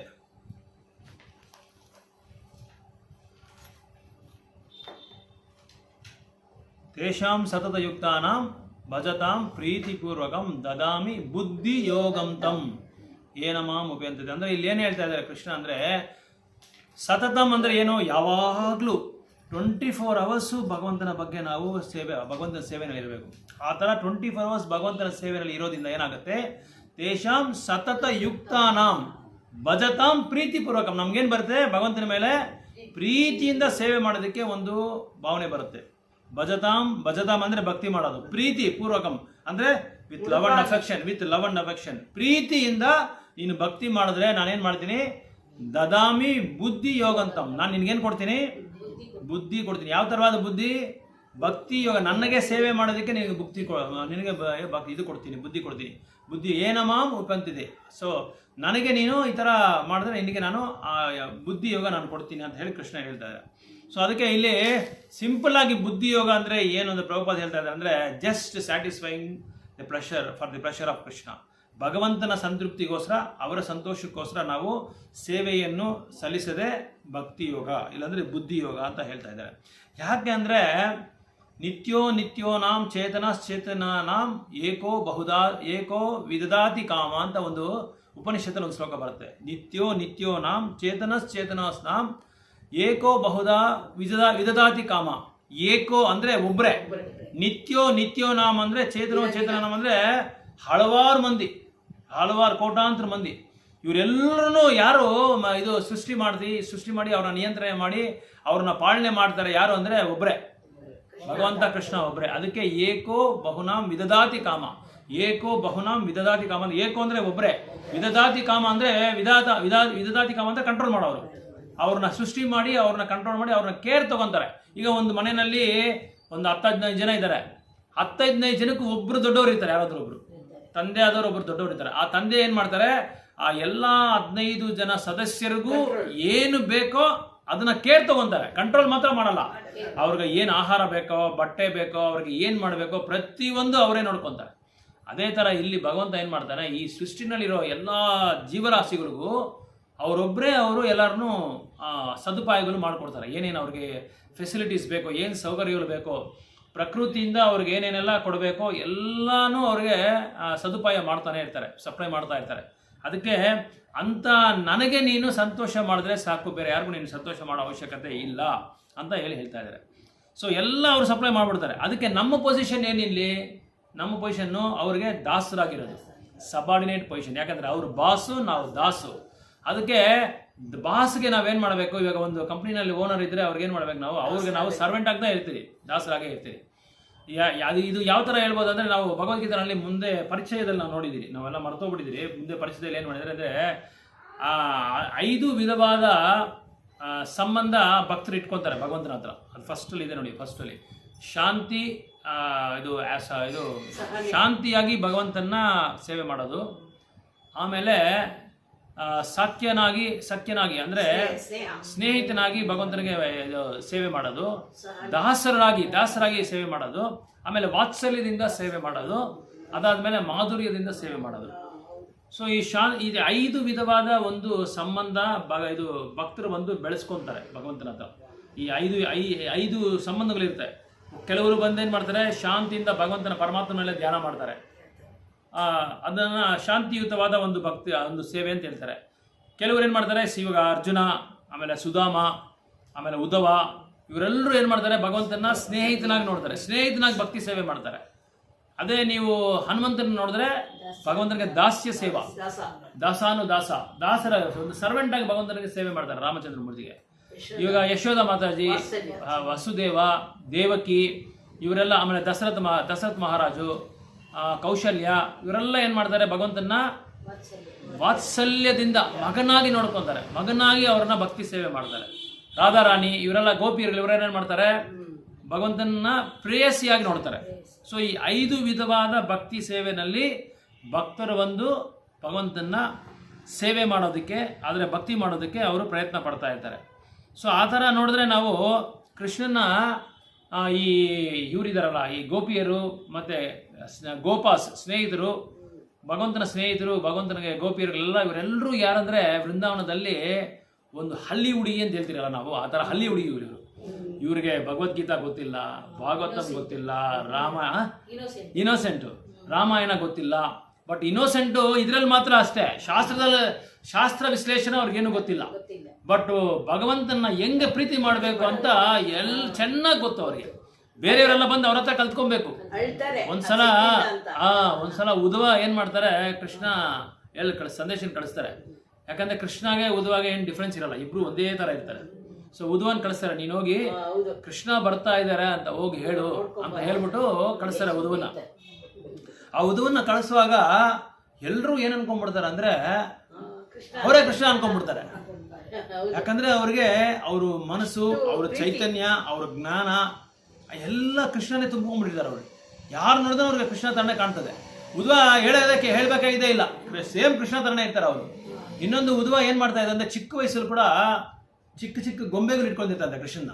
ಆ ಗೊಂಬೆಗಳು ಇಟ್ಕೊಂಡು ಅದರಲ್ಲಿ ಆಡ್ತಾ ಇದ್ರಂತೆ ಕೃಷ್ಣ. ಇವರು ಉದ್ಧವ ಯಾವುದೇ ಒಂದು ಕೆಲಸ ಕಾರ್ಯ ಮಾಡಬೇಕಾದ್ರೆ ಕೃಷ್ಣ ಉದ್ಧವನ ಕೇಳಿದ್ರೆ ಯಾವುದು ಮಾಡಲ್ಲಂತೆ, ಯಾವಾಗಲೂ ಅಷ್ಟೇ. ಅವ್ರು ಕೇಳ್ಬಿಟ್ಟೆ ಅವ್ರು ಮಾಡೋದಂತೆ. ಅಷ್ಟು ಉತ್ತಮವಾದ ಭಕ್ತರು ಇವರು ಉದ್ಧವ. ಅದಕ್ಕೆ ಉದ್ಧವನ ಕಳಿಸ್ಬಿಟ್ಟು ಉದ್ಧವನ ನೋಡುವಾಗ ಇವ್ರು ಹೇಳ್ತಾರಂತೆ ಕೃಷ್ಣನ, ಎಲ್ಲಿ ಕೃಷ್ಣ ಅಂತೇಳಿ. ಅವಾಗ ಕೃಷ್ಣ ಬರ್ತಾರೆ ಅಂತ. ಇಲ್ಲ, ನೀನು ಸುಳ್ಳು ಹೇಳ್ತಾ ಇದೆಯಾ, ಕೃಷ್ಣ ಬರೋಲ್ಲ, ಅದಕ್ಕೆ ನಿನ್ನ ಕಳಿಸಿರೋದು. ಕೃಷ್ಣ ಬರಂಗಿದ್ರೆ ನಿನ್ಯಾಕೆ ಕಳಿಸ್ಬೇಕು. ಅವಾಗ ಅವರೆಲ್ಲ ಹೇಳ್ತಾರೆ, ನಾವು ಎಷ್ಟೊಂದು ಪ್ರೀತಿ ಮಾಡ್ತಾರೆ ಗೊತ್ತಾ ಕೃಷ್ಣನ, ಅವ್ರು ಇಲ್ದಿರ ನಾವು ಇದು ಆಹಾರ ತಗೊತಾ ಇಲ್ಲ, ನಿದ್ದೆ ಬರ್ತಾ ಇಲ್ಲ ನಮಗೆ. ಅಲ್ಲ ಅವ್ರು ಏನು ಮಾಡ್ತಾರೆ ಅಂದರೆ, ಕೃಷ್ಣ ಬರೋವರೆಗೂ ಒಂದೊಂದು ಸ್ಥಳದಲ್ಲಿ ಅವ್ರು ಎಲ್ಲೆಲ್ಲೆಲ್ಲ ಲೀಲೆ ಮಾಡಿರ್ತಾರೆ. ಅವರು ಕೃಷ್ಣ ಅಂದರೆ, ಅವರು ಅಂದರೆ ಗೋಪಿಯರು, ಆಮೇಲೆ ಗೋಪಾಸ್ ಅಂದರೆ ಗಂಡಸರು, ಗೋಪಿಯರು, ಕೃಷ್ಣರು, ಆಮೇಲೆ ಹಸು, ಇವರೆಲ್ಲ ಎಲ್ಲೆಲ್ಲೆಲ್ಲ ಲೀಲೆಗಳು ಮಾಡಿರ್ತಾರೆ. ಅಲ್ಲೆಲ್ಲ ಹೋಗಿ ಅದನ್ನ ಜ್ಞಾಪಕ ಮಾಡ್ಕೊತಾರೆ. ಅದನ್ನ ಸ್ಮರಣೆ ಮಾಡ್ಕೊಂಡು, ನಾವು ಈ ಥರ ಲೀಲೆ ಮಾಡಿದ್ರಲ್ಲ, ಈ ಥರ ಕೃಷ್ಣ ಈ ಥರ ಮಾಡಿದ್ನಲ್ಲ, ಇದೆಲ್ಲ ಜ್ಞಾಪಿಸ್ಕೊಂಡು ಅಳ್ತಾ ಇರ್ತಾರಂತೆ ಯಾವಾಗಲೂ. ಇದಕ್ಕೆ ವಿರಹ ಭಕ್ತಿ ಅಂತ ಹೆಸರು. ವಿರಹ ಭಕ್ತಿ ಅಂದರೆ ಭಗವಂತನ ಇಲ್ಲದೆ ಒಂದು ಸಮಯದಲ್ಲಿ ಅವ್ರೇನು ಮಾಡ್ತಾರೆ, ತನ್ನ ಸಂಪೂರ್ಣವಾದ ಶಕ್ತಿ, ತನ್ನ ಸಂಪೂರ್ಣವಾದ ಒಂದು ಭಕ್ತಿ ಸೇವೆನ ಅಲ್ಲಿ ಸಲ್ಲಿಸ್ತಾರೆ. ಅವಾಗ ಅದನ್ನು ವಿರಹ ಭಕ್ತಿ. ಸೊ ಭಗವಂತನ ಇಲ್ಲದೆ ಭಕ್ತಿ ಮಾಡೋದು. ಭಗವಂತನ ಇದ್ದರೆ ಭಕ್ತಿ ಮಾಡೋದು ಈಸಿ, ಬಟ್ ಭಗವಂತನ ಇಲ್ಲದೆ ಭಕ್ತಿ ಮಾಡೋದು ತುಂಬ ಕಷ್ಟ. ಅದು ಶ್ರೇಷ್ಠವಾದ ಭಕ್ತಿ, ಎಲ್ಲದಕ್ಕಿಂತ ಶ್ರೇಷ್ಠವಾದ ಭಕ್ತಿ ಗೋಪಿಯರು ಮಾಡಿದ ಭಕ್ತಿ. ಇವ್ರಿಗೆ ಯಾವುದು ಶಾಸ್ತ್ರ ಗೊತ್ತಿಲ್ಲ, ಭಾಗವತ್ ನಮ್ಗೆ ಗೊತ್ತಿಲ್ಲ, ಪುರಾಣಗಳು ಗೊತ್ತಿಲ್ಲ, ಉಪನಿಷತ್ತು, ಅವ್ರಿಗೆ ಗೊತ್ತಿರೋದು ಒಂದೇ ಶಾಸ್ತ್ರ, ಭಗವಂತನ ಹೆಂಗೆ ಸಂತೋಷ ಮಾಡಬೇಕು, ಭಗವಂತನ ಹೆಂಗೆ ಪ್ರೀತಿ ಮಾಡಬೇಕು, ಇದೊಂದೇ ಅವ್ರಿಗೆ ಗೊತ್ತಿರೋದು. ಬೇರೆ ಯಾವ ಥರವಾದ ಒಂದು ಪ್ರೀತಿನೇ ಅವ್ರಿಗೆ ಗೊತ್ತಿಲ್ಲ. ಅದಕ್ಕೆ ಇದರಲ್ಲಿ ಹೇಳ್ತಾರೆ, ತೇಷಾಂ ಸತತ ಯುಕ್ತಾನಾಂ ಭಜತಾಂ ಪ್ರೀತಿಪೂರ್ವಕಂ. ಕೃಷ್ಣ ಅದೇ ಹೇಳ್ತಾರೆ, ಗೋಪಿಯರುಗಳು ಯಾವ ಥರ ಭಕ್ತಿ ಸೇವೆ ಮಾಡಿದ್ರು ಆ ಥರ ಭಕ್ತಿ ಸೇವೆನೇ ಬುದ್ಧಿಯೋಗ ಅಂತ ಇಲ್ಲಿ ಕೃಷ್ಣ ಹೇಳ್ತಾ ಇದ್ದಾರೆ. ಅದು ಆ ಥರ ಬುದ್ಧಿಯೋಗ ಅಂದ್ರೆ ನೀವು ಮಾಡಬೇಕು, ಬೇರೆ ಥರ ನೀನು ಮಾಡಿದ್ರೆ ವೇಸ್ಟು ಅಂತ ಹೇಳ್ತಾ ಇದ್ದಾರೆ. ಸೊ ಹೆಂಗೆ ಒಂದು ಮ್ಯೂಸಿಷಿಯನ್ ಏನು ಮಾಡ್ತಾರೆ, ಮ್ಯೂಸಿಕಲ್ಲಿ ಬೆಸ್ಟ್ ಪರ್ಫಾರ್ಮೆನ್ಸ್ ಕೊಡ್ತಾರೆ ಅವರು. ಯಾಕಂದರೆ ಆ ಮ್ಯೂಸಿಕ್ ಮೇಲೆ ಅವನಿಗೆ ತುಂಬ ಅಟ್ಯಾಚ್ಮೆಂಟ್ ಇರ್ತದೆ. ಯಾವುದೇ ಆಗಲಿ, ಕೊಳಲಾಗಲಿ, ಆಮೇಲೆ ಗಿಟಾರ್ ಆಗಲಿ, ಮತ್ತು ಮೃದಂಗ ಆಗಲಿ, ಕರ್ತಾಲಾಗಲಿ, ಅವನು ಆಸೆ ಬಿದ್ದು ಅದನ್ನು ನುಡಿಸ್ತಾನೆ. ಯಾಕಂದರೆ ಅವನಿಗೆ ಅದ್ರ ಮೇಲೆ ತುಂಬ ಆಸೆ ಇರುತ್ತೆ, ಆಸಕ್ತಿ ಇರುತ್ತೆ. ಅದೇ ಥರ ಭಕ್ತರು ಏನು ಮಾಡಬೇಕು, ಭಗವಂತನ ಮೇಲೆ ಆಸಕ್ತಿ ಇಟ್ಕೊಂಡು ಈ ಬುದ್ಧಿಯೋಗನ ಮಾಡಬೇಕು. ಆಮೇಲೆ ಕೃಷ್ಣ ಏನು ಹೇಳ್ತಾರೆ ಅಂದರೆ, ಪ್ರೀತಿಯಿಂದ ಯಾರು ಏನು ಮಾಡಿದ್ರು ನಾನು ಅದನ್ನು ಸ್ವೀಕಾರ ಮಾಡ್ತೀನಿ. ಅದು 9:26 ಹೇಳ್ತಾ ಇದ್ದಾರೆ, 9ನೇ ಅಧ್ಯಾಯದಲ್ಲಿ 26ನೇ ಶ್ಲೋಕದಲ್ಲಿ, ಪತ್ರಂ ಪುಷ್ಪಂ ಫಲಂ ತೋಯಂ ಯೋಮೇ ಭಕ್ತ್ಯ ಪ್ರಯಚ್ಛತಿ ತದಹಂ ಭಕ್ತಿ ಹೃತಂ ಅಸ್ನಾಮಿ ಪ್ರೇತಾತ್ಮನಃ. ಭಕ್ತಿಯಿಂದ ನೀನು ಸ್ವಲ್ಪ ನೀರು ಕೊಟ್ಟರು ತೊಗೊತೀನಿ, ತುಳಸಿ ದಳ ಕೊಟ್ಟರೂ ತೊಗೊತೀನಿ, ಹೂವು ಕೊಟ್ಟರೂ ತೊಗೊತೀನಿ, ಆಮೇಲೆ ಪತ್ರಂ ಪುಷ್ಪಂ ಫಲಂ, ನೀರು ಕೊಟ್ಟರೆ ನಾನು ತೊಗೊತೀನಿ, ಪ್ರೀತಿಯಿಂದ ನೀವು ಏನು ಕೊಟ್ಟರೆ ನಾನು ತೊಗೊತೀನಿ ಅಂತ ಇಲ್ಲಿ ಹೇಳ್ತಾ ಇದ್ದಾರೆ. ಸೊ ಅದಕ್ಕೆ ಅದು ಪ್ರೀತಿಯಿಂದ ನೀವು ಏನು ಕೊಟ್ಟರೆ ನಾನು ತೊಗೊತೀನಿ. ಅದಕ್ಕೆ ನೀವು ಪ್ರೀತಿ ಮಾಡಬೇಕು. ಯಾರು ಮಾಡಬೇಕು ಪ್ರೀತಿ? ನನ್ನ ಕೃಷ್ಣನ ನಾವು ಪ್ರೀತಿ ಮಾಡಬೇಕು. ಯಾವ ಥರ ಪ್ರೀತಿ ಮಾಡೋದು? ಭಗವಂತನ ನಾಮ ಹೇಳೋದು, ಭಗವಂತನ ಬಗ್ಗೆ, ಭಗವಂತನ ಇರೋ ಸ್ಥಳದಲ್ಲ ನಾವು ಹೋಗಬೇಕು. ಎಲ್ಲೆಲ್ಲಿದ್ದಾರೆ ಭಗವಂತ ದೇವಸ್ಥಾನಗಳಲ್ಲಿ. ಅದಕ್ಕೆ ಪ್ರಭುಪಾದ ಏನು ಮಾಡಿದರೆ, ಎಲ್ಲ ಕಡೆ ದೇವಸ್ಥಾನಗಳನ್ನ ನಿರ್ಮಾಣ ಮಾಡಿದ್ರು. ಯಾಕೆ ನಿರ್ಮಾಣ ಮಾಡಿದ್ರು ಅಂದರೆ, ಜನರಿಗೆ ಒಂದು ಅವಕಾಶ ಕೊಡೋದಕ್ಕೆ. ಇವಾಗ ನಾವು ಇಸ್ಕಾನ್ ಸೆಂಟ್ರಲ್ ನಾವು ಎಲ್ಲಿ ಹೋಗ್ತಾ ಇದ್ದೀರಿ? ಹೋಗ್ತಾ ಇದ್ದೀವಿ. ಇವಾಗ ಇಲ್ಲಿ ಕೃಷ್ಣಸ್ವಾಮಿ ಗುಡಿ ಇದೆ, ಅಲ್ಲಿ ಕೃಷ್ಣಸ್ವಾಮಿ ಗುಡಿ ಇದೆ, ಏನೋ ಸುಮ್ಮನೆ ಹೋಗ್ತಾರೆ ಹೋಗ್ತಾರೆ, ಗಂಟೆ ಸ್ವಲ್ಪ ನುಡಿಸ್ತಾರೆ, ಭಗವಂತ ನೋಡ್ತಾರೆ, ದರ್ಶನ ಮಾಡ್ಕೊತಾರೆ, ಸ್ವಲ್ಪ ತೀರ್ಥ ತಗೊತಾರೆ, ಕುಂಕುಮ ಹಚ್ಕೊಂಡು ಬಂದ್ಬಿಡ್ತೀರಿ. ನಂದು ತಿಂಗಳಿಗೊಂದ್ಸಲ ಪೂಜೆ ಮಾಡಿಬಿಡಿ ಅಷ್ಟೇ. ಅದರಿಂದ ನಾವು ಯಾವ ಭಕ್ತಿ ಸೇವೆನೂ ನಾವು ಭಕ್ತಿನಲ್ಲಿ ಉದ್ಧಾರ ಮಾಡೋಕ್ಕಾಗಲ್ಲ. ಯಾಕಂದರೆ ಭಗವಂತನ ಬಗ್ಗೆ ತಿಳ್ಕೋಬೇಕು, ನಾವು ಅರ್ಥ ಮಾಡ್ಕೋಬೇಕು. ಅದು ಅರ್ಥ ಮಾಡಿಕೊಂಡು ಅವ್ರು ಏನು ನಮ್ಮಿಂದ ಎದುರು ನೋಡ್ತಾ ಇದ್ದಾರೆ ಅನ್ನೋದನ್ನು ನಾವು ಮಾಹಿತಿನ ತೊಗೊಂಡ್ರೆ ನಾವು ಭಕ್ತಿ ಸೇವೆ ಮಾಡೋಕ್ಕಾಗೋದು. ಸೊ ಅದಕ್ಕೆ ಭಕ್ತರ ಹತ್ರ ನಾವು ಚರ್ಚೆ ಮಾಡಬೇಕು, ಸತ್ಸಂಗಗಳು ಈ ಥರ ಮಾಡಬೇಕು. ಬೇರೆ ಭಕ್ತರೆಲ್ಲ ಚರ್ಚೆ ಮಾಡೋ ಜಾಗದಲ್ಲೆಲ್ಲ ಹೋಗಬೇಕು, ಅಲ್ಲಿ ನಾವು ಕೇಳಬೇಕು. ಸೊ ಅಲ್ಲಿ ನಾವು ಅರ್ಥ ಮಾಡ್ಕೋಬೇಕು, ಅದನ್ನು ನಾವು ನಮ್ಮ ದೈನಂದಿನ ಜೀವನದಲ್ಲಿ ಅಳವಡಿಸ್ಕೋಬೇಕು, ಅದನ್ನು ಆಚರಣೆ ಮಾಡ್ಕೊಳ್ಳೋದಕ್ಕೆ ನಾವು ಪ್ರಯತ್ನ ಮಾಡಬೇಕು. ಸೊ ಅದಕ್ಕೆ ಇಲ್ಲಿ ಕೃಷ್ಣ ಏನು ಹೇಳ್ತಾ ಇದೆ ಅಂದರೆ, ನೀವು ಏನು ಕೊಟ್ಟರೆ ನಾನು ಪ್ರೀತಿಯಿಂದ ನಾನು ತೊಗೊತೀನಿ, ನಾನು ಯಾವುದು ಬೇಡ ಅಂತ ಹೇಳಲ್ಲ ಅಂತ ಇಲ್ಲಿ ಹೇಳ್ತಾ ಇದ್ದಾರೆ. So we don't discuss.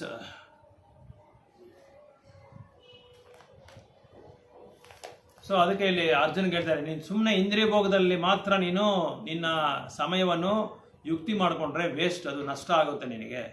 ಅದಕ್ಕೆ ಏನು ಮಾಡ್ಬೇಕು, ನೀನು ನನ್ನ ಬುದ್ಧಿಯೋಗನ ನೀನು ಆಚರಣೆ ಮಾಡಬೇಕು, ಬುದ್ಧಿಯೋಗನ ನೀನು ಆಚರಣೆ ಮಾಡ್ಕೊಬೇಕು. ಯಾಕಂದರೆ ನೀನು ಭಕ್ತಿ ಸೇವೆ ಮಾಡುವಾಗ ನಾವೇನು ಮಾಡಬೇಕು, ಅನುಕೂಲವಾಗಿ ಮಾಡಬೇಕು. ಮುಖ್ಯವಾದ ಇದು ಪಾಯಿಂಟ್ ಏನಂದರೆ, ಅನುಕೂಲವಾಗಿ ಭಗವಂತನ ಭಕ್ತಿ ಮಾಡಬೇಕು. ಇಲ್ಲಾಂದ್ರೆ ಏನಾಗುತ್ತೆ ಅಂದರೆ, ಕಂಸನು ಭಕ್ತಿ ಮಾಡ್ತಾ ಇದ್ದ, ಅವರು ಕಲಿಸಿರೋ ಒಬ್ಬೊಬ್ಬ ಅಸುರಗಳು ಭಕ್ತಿ ಮಾಡ್ತಾ ಇದ್ರು. ಯಾವ ಥರ ಭಕ್ತಿ ಅಂದರೆ, ಕೃಷ್ಣನೇ ನಡೆಸ್ಕೊತಾ ಇದ್ರು ಅವರು. ಕಂಸ ನೋಡಿ ಯಾವಾಗಲೂ ಕೃಷ್ಣ ನೆನೆಸ್ಕೊಂತಾರೆ, ಆದರೆ ಏನಂತ ನೆನೆಸ್ಕೊಂತಾನೆ, ಕೃಷ್ಣನ ಯಾವಾಗ ಸಾಯಿಸ್ಬೇಕು, ಅವನ ಇದು ವಧ ಮಾಡಬೇಕು ಅಂತ ಒಂದು. ಅದಕ್ಕೇನು ಅರ್ಥ ಅಂದರೆ, ಅದು ಅನುಕೂಲ್ಯನ ಕೃಷ್ಣನು ಶೀಲಂ ಭಕ್ತಿ ಉತ್ತಮಂ. ಸೊ ಅದಕ್ಕೇನು ಹೇಳ್ತಾರೆ ಅಂದರೆ, ರೂಪ ಗೋಸ್ವಾಮಿ ಏನು ಹೇಳ್ತಾರೆ ಅಂದರೆ, ನೀನು ಯಾವುದೇ ಥರವಾದ ಒಂದು ಭಕ್ತಿ ಸೇವೆ ಮಾಡುವಾಗ ನೀನು ಅನುಕೂಲ್ಯಸ್ಯ ಕೃಷ್ಣಸ್ಯ ಅಂತ ಹೇಳ್ತಾರೆ, ಅನುಕೂಲ್ಯವಾಗಿ ನೀನು ಭಕ್ತಿ ಸೇವೆ ಮಾಡಬೇಕು. ಇವಾಗ ಪೂತನ ಕೂಡ ಏನು ಮಾಡಿದ್ರು, ವೃಂದಾವನಕ್ಕೆ ಹೋಗ್ಬಿಟ್ಟು ಯಾವ ಥರ ಹೋದ ಅಂದರೆ, ಮಹಾಲಕ್ಷ್ಮಿ ಥರ ಅವತಾರ ಇದು ಅಲಂಕಾರ ಮಾಡಿಕೊಂಡು, ಮಹಾಲಕ್ಷ್ಮಿ ಥರ ಅವ್ರು ಹೋಗಿದ ತಕ್ಷಣ ವೃಂದಾವನದಲ್ಲಿ, ಯಾರಪ್ಪ ಈ ದೇವತೆ, ಯಾರೋ ಬಂದ್ಬಿಟ್ಟಿದ್ದಾರೆ, ಎಷ್ಟು ಚೆನ್ನಾಗಿದ್ದಾಳೆ, ಲಕ್ಷ್ಮೀ ದೇವಿ ಇದ್ದಂಗಿದ್ದಾರೆ, ಮೋಸ್ಟ್ಲಿ ನಾರಾಯಣ ಏನೋ ಕಳಿಸಿರ್ಬೋದು ಅಂತ ಎಲ್ಲರ ಬಾಯಲ್ಲಿ ಅದೇ ಮಾತೆ. ಇವ್ರ ಮೆತ್ತಿಗೆ ವೃಂದಾವನದಲ್ಲಿ ಪ್ರವೇಶ ಆಗಿ ಒಂದೊಂದು ಹಂಗೆ ಸ್ವಲ್ಪ ಹೋಗಿ ಆ ಇವರು ಯಶೋಧನು ಕೃಷ್ಣ ಎಲ್ಲಿದ್ದಾರೆ ಆ ಮನೆಗೆ ಹೊರಡೆ ಹೋಗ್ತಾ ಇದ್ದಾರೆ. ಯಾರನ್ನೂ ಕೇಳಿದ್ರೆ ಹೊರಡೆ ಹೋಗ್ತಾ ಇದ್ದಾರೆ. ಹೋಗ್ಬಿಟ್ಟು ಆಮೇಲೆ ಯಶೋಧ ಮಾತಾಜಿನೇ ಕೇಳ್ತಾ ಇದ್ದಾರೆ, ನಾನು ಸ್ವಲ್ಪ ಈ ಮಗುಗೆ ತುಂಬ ಚೆನ್ನಾಗಿದೆ ಮಗು, ನಾನು ಸ್ವಲ್ಪ ಹಾಲು ಕೊಡ್ತೀನಿ ಅಂತ ಹೇಳಿ ಯಶೋಧ ಮಾತಾಜಿನೂ ಇದಾಗ್ಬಿಟ್ಟಿದ್ದಾರೆ, ಲಕ್ಷ್ಮೀ ದೇವಿ ಅನ್ಕೊಂಡ್ಬಿಡ್ತಾರೆ. ಇವ್ರು ಯಾರೋ ದೇವತೆ ನನ್ನ ಮಗುಗೆ ಇದು ಕೊಡಕ್ಕೆ ಬಂದಿದ್ದಾರೆ ಅಂತ, ಹಾಲು ಕೊಡಕ್ಕೆ ಬಂದಿದ್ದಾರೆ ಅನ್ಕೊಂಡ್ಬಿಟ್ಟು ಆಯ್ತು ಕೊಡು ಅಂತ ಹೇಳ್ಬಿಡ್ತಾರೆ. ಆವಾಗ ಇವಳೇನು ಮಾಡ್ತಾರೆ, ಪುತ್ರ ಅವರ ಎದೆ ತುಂಬ ವಿಷ ಇಟ್ಕೊಂಡಿರ್ತಾರೆ. ಆ ಎದೆ ತುಂಬ ವಿಷ ಇಟ್ಕೊಳ್ಳುವಾಗ ಕೃಷ್ಣ ಗೊತ್ತು ಇವ್ರು ಯಾರು ಏನು ಎಲ್ಲ ಗೊತ್ತು. ಸೊ ಕೃಷ್ಣ ಏನು ಮಾಡ್ತಾನೆ, ಆರಾಮಾಗಿ ಮಾಡ್ಕೊತಾರೆ. ಅವ್ರು ತೊಡೆ ಮೇಲೆ ಮಾಡ್ಕೊಂಡು ಹಾಲು ಕುಡಿತಾ ಕುಡಿತಾ ಅವರ ಜೀವನದ ಲೈಫ್ ಏನಿದೆಯಲ್ಲ ಅದನ್ನೇ ಹೇಳ್ಕೊಂಡ್ಬಿಡ್ತಾರೆ. ಆದ್ರೇನು ಕೃಷ್ಣ ಇವರು ನನ್ನ ಸಾಯಿಸಕ್ಕೆ ಬಂದಿರೋದು ಅಂತ ಅವ್ರಿಗೆ ಗೊತ್ತು, ನನ್ನ ವಧ ಮಾಡಕ್ಕೆ ಬಂದಿರೋದು ಅಂತ ಗೊತ್ತಿದ್ದು ಕೂಡ ಕೃಷ್ಣ ಏನು ಮಾಡ್ತಾರೆ, ತಾಯಿ ಅನ್ನೋ ಒಂದು ಇದ್ರೆ ಹಾಲು ಕೊಡಬೇಕು ಅಂತ ಒಂದು ಭಾವನೆಯಲ್ಲಿ ಇವ್ರು ಬಂದಿದ್ದಾರೆ.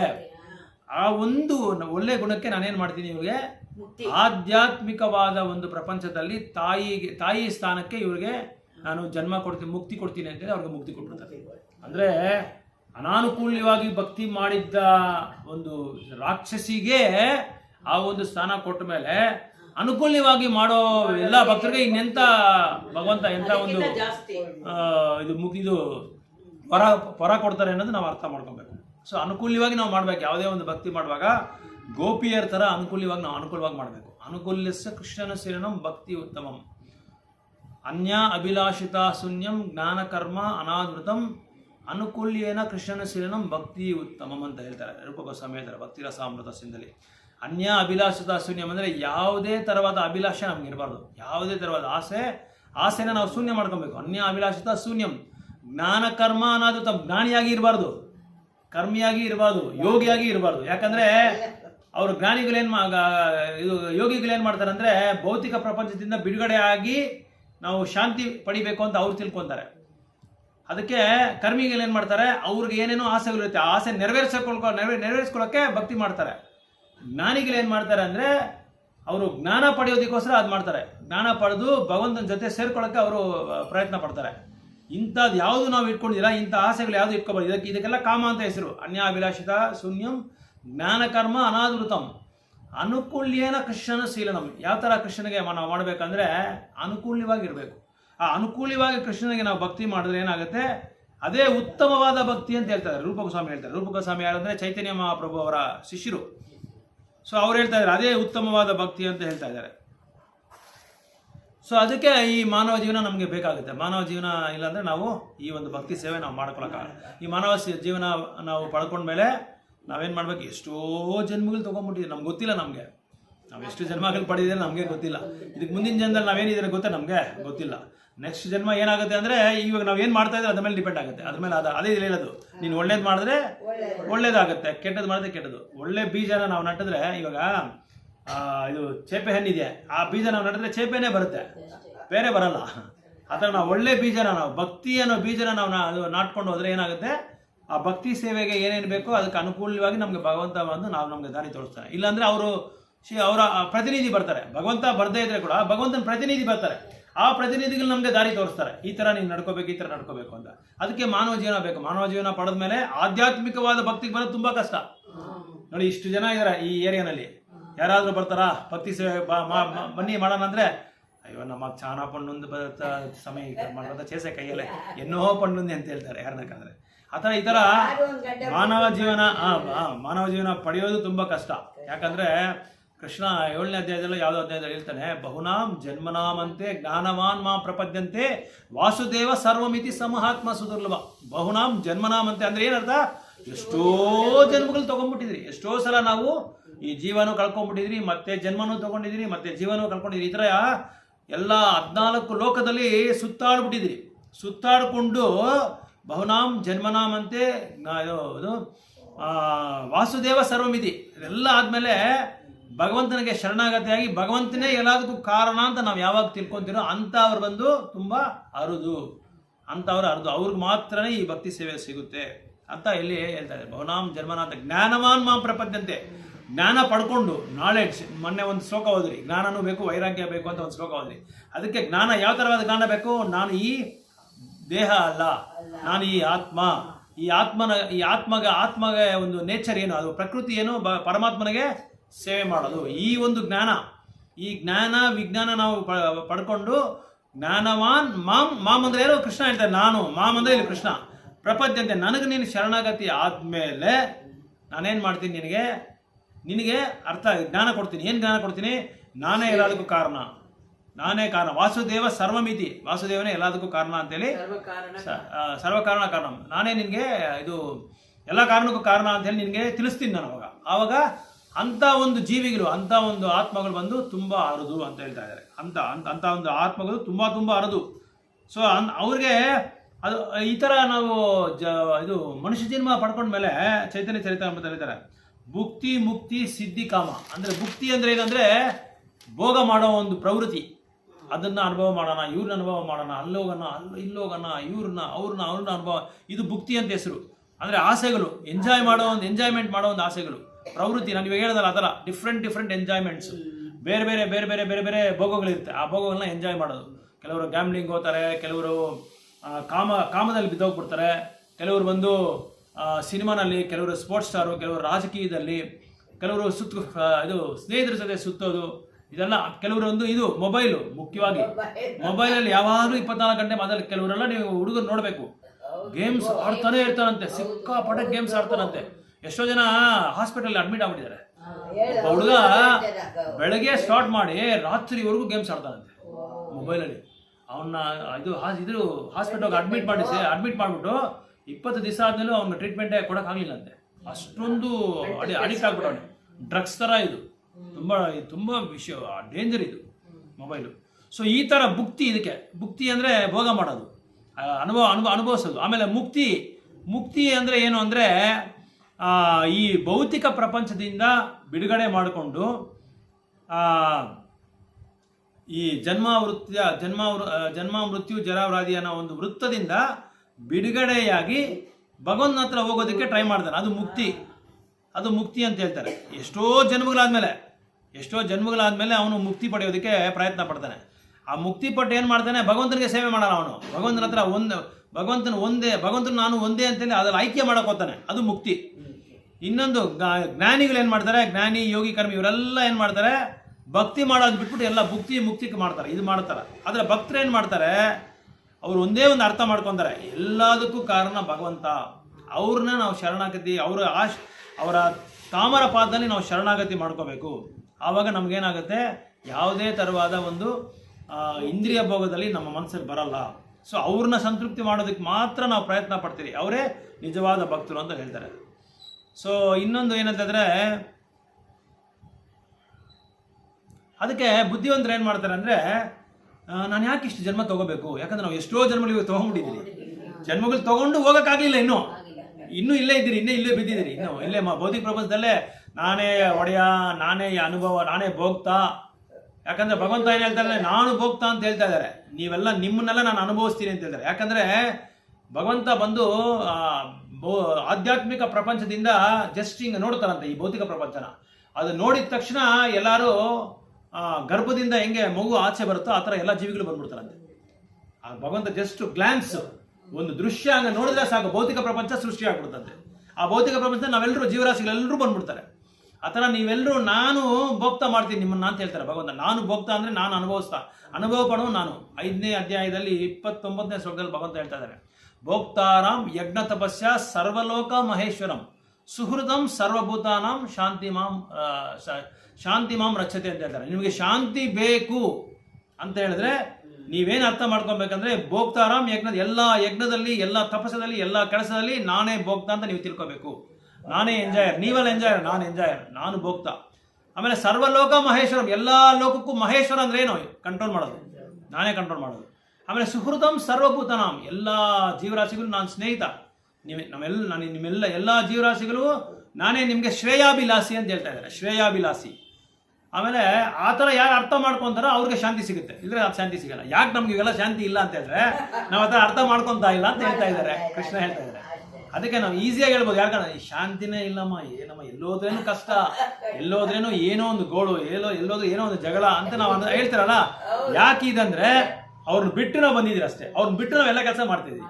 ಅವ್ರನ್ನ ಸೇರಿಸ್ಕೊಂಡ್ರೆ ಅವ್ರನ್ನ ನಾವೇನು ಮಾಡಬೇಕು, ಸೆಂಟ್ರಾಗಿ ಮಾಡ್ಕೊಬೇಕು. ಕೃಷ್ಣನ ಸೆಂಟ್ರಾಗಿ ಮಾಧ್ಯಮಗಳಲ್ಲಿ ಹೆಂಗೆ ಇದು ಮಾಡ್ತಾರೋ ಮಾಧ್ಯಮ ಮಾಡ್ಕೊಬೇಕು. ಅವ್ರನ್ನ ಮಾಧ್ಯಮ ಮಾಡ್ಕೊಂಡ್ಮೇಲೆ ನಮ್ಗೆ ಶಾಂತಿ ಸಿಗುತ್ತೆ, ಸಂತೋಷ ಸಿಗುತ್ತೆ. ಸೊ ಈ ಥರ ಅದೇ ಕೃಷ್ಣ ಹೇಳ್ತಾರೆ ಅರ್ಜುನ್ಗೆ, ನೀನು ಯಾರನ್ನ ಮಾಧ್ಯಮ ಮಾಡ್ಕೊಂಡಿದ್ಯಾ ಅಂದರೆ ನನ್ನ ಬಿಟ್ಬಿಟ್ಟೆ, ನೀನು ಭೀಷ್ಮನ್ನ ದ್ರೋಣನ ನೀನು ನನ್ನ ಮಾಧ್ಯಮ ಮಾಡ್ಕೊಂಡಿದ್ಯಾ, ಸೆಂಟರ್ ಮಾಡ್ಕೊಂಡಿದ್ಯಾ, ಅದಕ್ಕೆ ನಿನಗೆ ಜ್ಞಾನ ಬರ್ತಾ ಇಲ್ಲ. ಇದಕ್ಕೆ ಮುಂದೆನೇ ಕೃಷ್ಣ ಹೇಳಿದ್ದಾರೆ, ಆ ಆತ್ಮಗಳು ಅವ್ರಿಗೆಲ್ಲ ಏನೂ ಆಗಲ್ಲ, ದೇಹಕ್ಕೆ ಮಾತ್ರ ಅದ ಆಗೋದು, ಅವ್ರು ಯಾರು ಸಾಯಲ್ಲ, ಅವ್ರ ದೇಹದ ಇದು ನಾಶ ಆಗುತ್ತೆ. ಯಾಕಂದ್ರೆ ಆತ್ಮ ಅವಿನಾಶ ಅಂತ ಹೇಳಿದ್ದಾರೆ. ನಾವು ಒಂದು ಶ್ಲೋಕದಲ್ಲಿ ಓದಿರಲ್ಲ, ಅವಿನಾಶ, ವಿನಾಶ ಆಗಲ್ಲ ಆತ್ಮ. ಅದಕ್ಕೆ ನೀನು ಇವಾಗಲೂ ಇದ್ದೀಯಾ, ಇದಕ್ಕೆ ಮುಂದೆನೂ ಇದ್ದೆ, ಇನ್ನು ಮುಂದೆನೂ ನಿನ್ನ ಭವಿಷ್ಯದಲ್ಲಿ ಇರ್ತೀಯ ಅಂತ ಒಂದು ಶ್ಲೋಕ ನಾವು ಓದಿದ್ದೀರಿ. ಆ ಶ್ಲೋಕದಲ್ಲಿ ಕೃಷ್ಣ ಹೇಳ್ತಾ ಇದ್ದಾರೆ, ಯಾರಿಗೂ ಏನೂ ಆಗಲ್ಲ, ಎಲ್ಲರೂ ನಾವೆಲ್ಲ ಆತ್ಮತತ್ವರು, ಅದಕ್ಕೆ ನಮಗೇನು ಆಗಲ್ಲ, ನಮ್ಮ ಶರೀರದ ನಾಶ ಆಗುತ್ತೆ. ಸೊ ಇದ್ರ ಬಗ್ಗೆ ನೀನು ಯಾಕೆ ಚಿಂತೆ ಬೀಳ್ತೀಯಾ, ನೀನು ಚಿಂತೆ ಬೀಳ್ಬೇಡ ಅಂತ ಹೇಳ್ತಾ ಇದ್ದಾರೆ.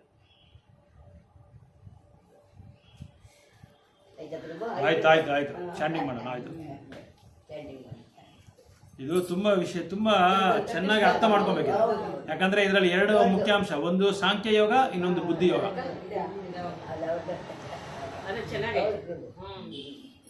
ಈ ಎರಡು ಬಗ್ಗೆ ನಾವು ಅರ್ಥ ಮಾಡ್ಕೋಬೇಕು. ಯಾಕಂದ್ರೆ ನಾವು ಮಾಡ್ತಾ ಇರೋದೆಲ್ಲ ಇವಾಗ ನಮ್ಮ ಇಂದ್ರಿಯ ಭೋಗಕ್ಕೆ ಏನೇನ್ ಬೇಕೋ ಅದೆಲ್ಲ ಮಾಡ್ಕೊತಾ ಇದೀವಿ. ಆದ್ರೆ ಏನೋ ಆ ಗುರು ಕರ್ಣೆಯಿಂದ, ವೈಷ್ಣವರ ಕರ್ಣೆಯಿಂದ, ಪ್ರಭುಪಾದರ ಕರ್ಣೆಯಿಂದ, ಗುರು ಮಹಾರಾಜ್ ಕರ್ಣೆಯಿಂದ ನಮ್ಗೆ ಈ ಒಂದು ಸತ್ಸಂಗ ಸಿಕ್ಕಿದೆ. ಇದೆಲ್ಲ ಚರ್ಚೆ ಮಾಡ್ಕೊಳಕ್ಕೆ, ಏನೋ ಸಮಯನ ವೇಸ್ಟ್ ಮಾಡ್ಕೊಂಡು, ನಷ್ಟ ಮಾಡ್ಕೊಂಡು, ಯಾರ ಬಗ್ಗೆನೋ ಚರ್ಚೆ ಮಾಡ್ಕೊಳಕ್ ಬದಲು ಈ ಭಗವಂತನ ಬಗ್ಗೆ ನಾವು ಮಾಡ್ಕೊತಾ ಇದ್ದೀವಿ. ಅದರಿಂದ ಏನಾಗುತ್ತೆ, ನಮ್ಗೆ ಲಾಭ ಏನು? ನಿಮ್ಮನ್ನ ಕೇಳ್ಬೋದು ಯಾರಾದ್ರು, ಏನಕ್ಕೆ ಹೋಗ್ತೀರಾ ನೀವು ಸುಮ್ನೆ, ಏನ್ ಆಗಲ್ಲ ಒಂದಿಲ್ಲ, ಅವ್ರೇನ್ ಬಂದ್ಬಿಡ್ತಾರ ಅಂತ ಕೇಳ್ತಾರ. ಅವಾಗ ನಾವು ಹೇಳ್ಬೋದು, ಇವತ್ತಿಂದಾನೇ ನಾವು ಭಗವಂತನ ಬಗ್ಗೆ ಯೋಚನೆ ಮಾಡಿಕೊಂಡು ಅವ್ರ ಅಬ್ಸರ್ವೇಷನ್ ನಾವಿದ್ರೆ, ಕೊನೆ ಟೈಮಲ್ಲಿ ಅಂತ ಕಾಲೇಚ ಮಾಮೈವ ಸ್ಮರನ್ ಮುಕ್ತ ಕಳೆ, ಅವಾಗ ನಮ್ಗೆ ಯಾರ ಬಗ್ಗೆ ಸ್ಮರಣೆ ಬರುತ್ತೆ? ಕೃಷ್ಣ ಹೇಳಿದಾನೆ 2ನೇ ಅಧ್ಯಾಯ 39ನೇ ಶ್ಲೋಕದಲ್ಲಿ, ನಾವು ಕ್ಲಾಸಲ್ಲಿ ಕೇಳಿದ್ದೀರಿ, ಭಗವಂತನ ಬಗ್ಗೆ ಸ್ಮರಣೆ ಮಾಡು, ನನ್ನ ಸಂತೋಷ ಮಾಡು ಅಂತ ಭಗವಂತ. ಅವಾಗ ನಮ್ಗೆ ಜ್ಞಾಪಕ ಬರುತ್ತೆ. ಇದೆಲ್ಲ ನಮ್ಗೆ ಜ್ಞಾಪಕ ಬಂದೇ ಬರುತ್ತೆ. ಯಾಕಂದ್ರೆ ನಾವು ಪ್ರಾಕ್ಟೀಸ್ ಮಾಡಿದೀವಿ, ಅಭ್ಯಾಸ ಮಾಡಿದೀವಿ. ಕ್ಲಾಸ್ ಕೊಡ್ತಾ ಇದ್ದಂಗೆ ನಾವು ಕೇಳ್ತಾ ಇದ್ದಿಲ್ಲ, ಜ್ಞಾಪಕ ಬರುತ್ತೆ. ಹೌದು, ಅದ್ ನಾವು ತಿಳ್ಕೊಂಡ್ರೆ ಸಾಕು. ಹೌದು, ಅದನ್ನೇ ನಾವು ಜ್ಞಾಪಕ ಇಟ್ಕೊಬೇಕು.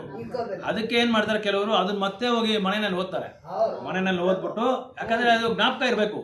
ನಾವು ಯಾವ್ದೆಲ್ಲ ಓದ್ತಿರೋ ಅದನ್ನ ಮತ್ತೆ ನಾವು ಓದ್ಕೊಂಡು ಮತ್ತೆ ನಾವು ಅದನ್ನ ನಾವೇ ಕ್ಲಾಸ್ ಕೊಟ್ಕೊಬೇಕು. ಅವಾಗ ಏನಾಗುತ್ತೆ, ಅದಕ್ಕೆಲ್ಲ ಜ್ಞಾಪಕ ಮರ್ತೋಗಲ್ಲ, ಮರೆಯೋದೇ ಇಲ್ಲ. ಹೌದು, ಅದಕ್ಕೆ ಸತ್ಸಂಗ ಬೇಕು ಅಂತ.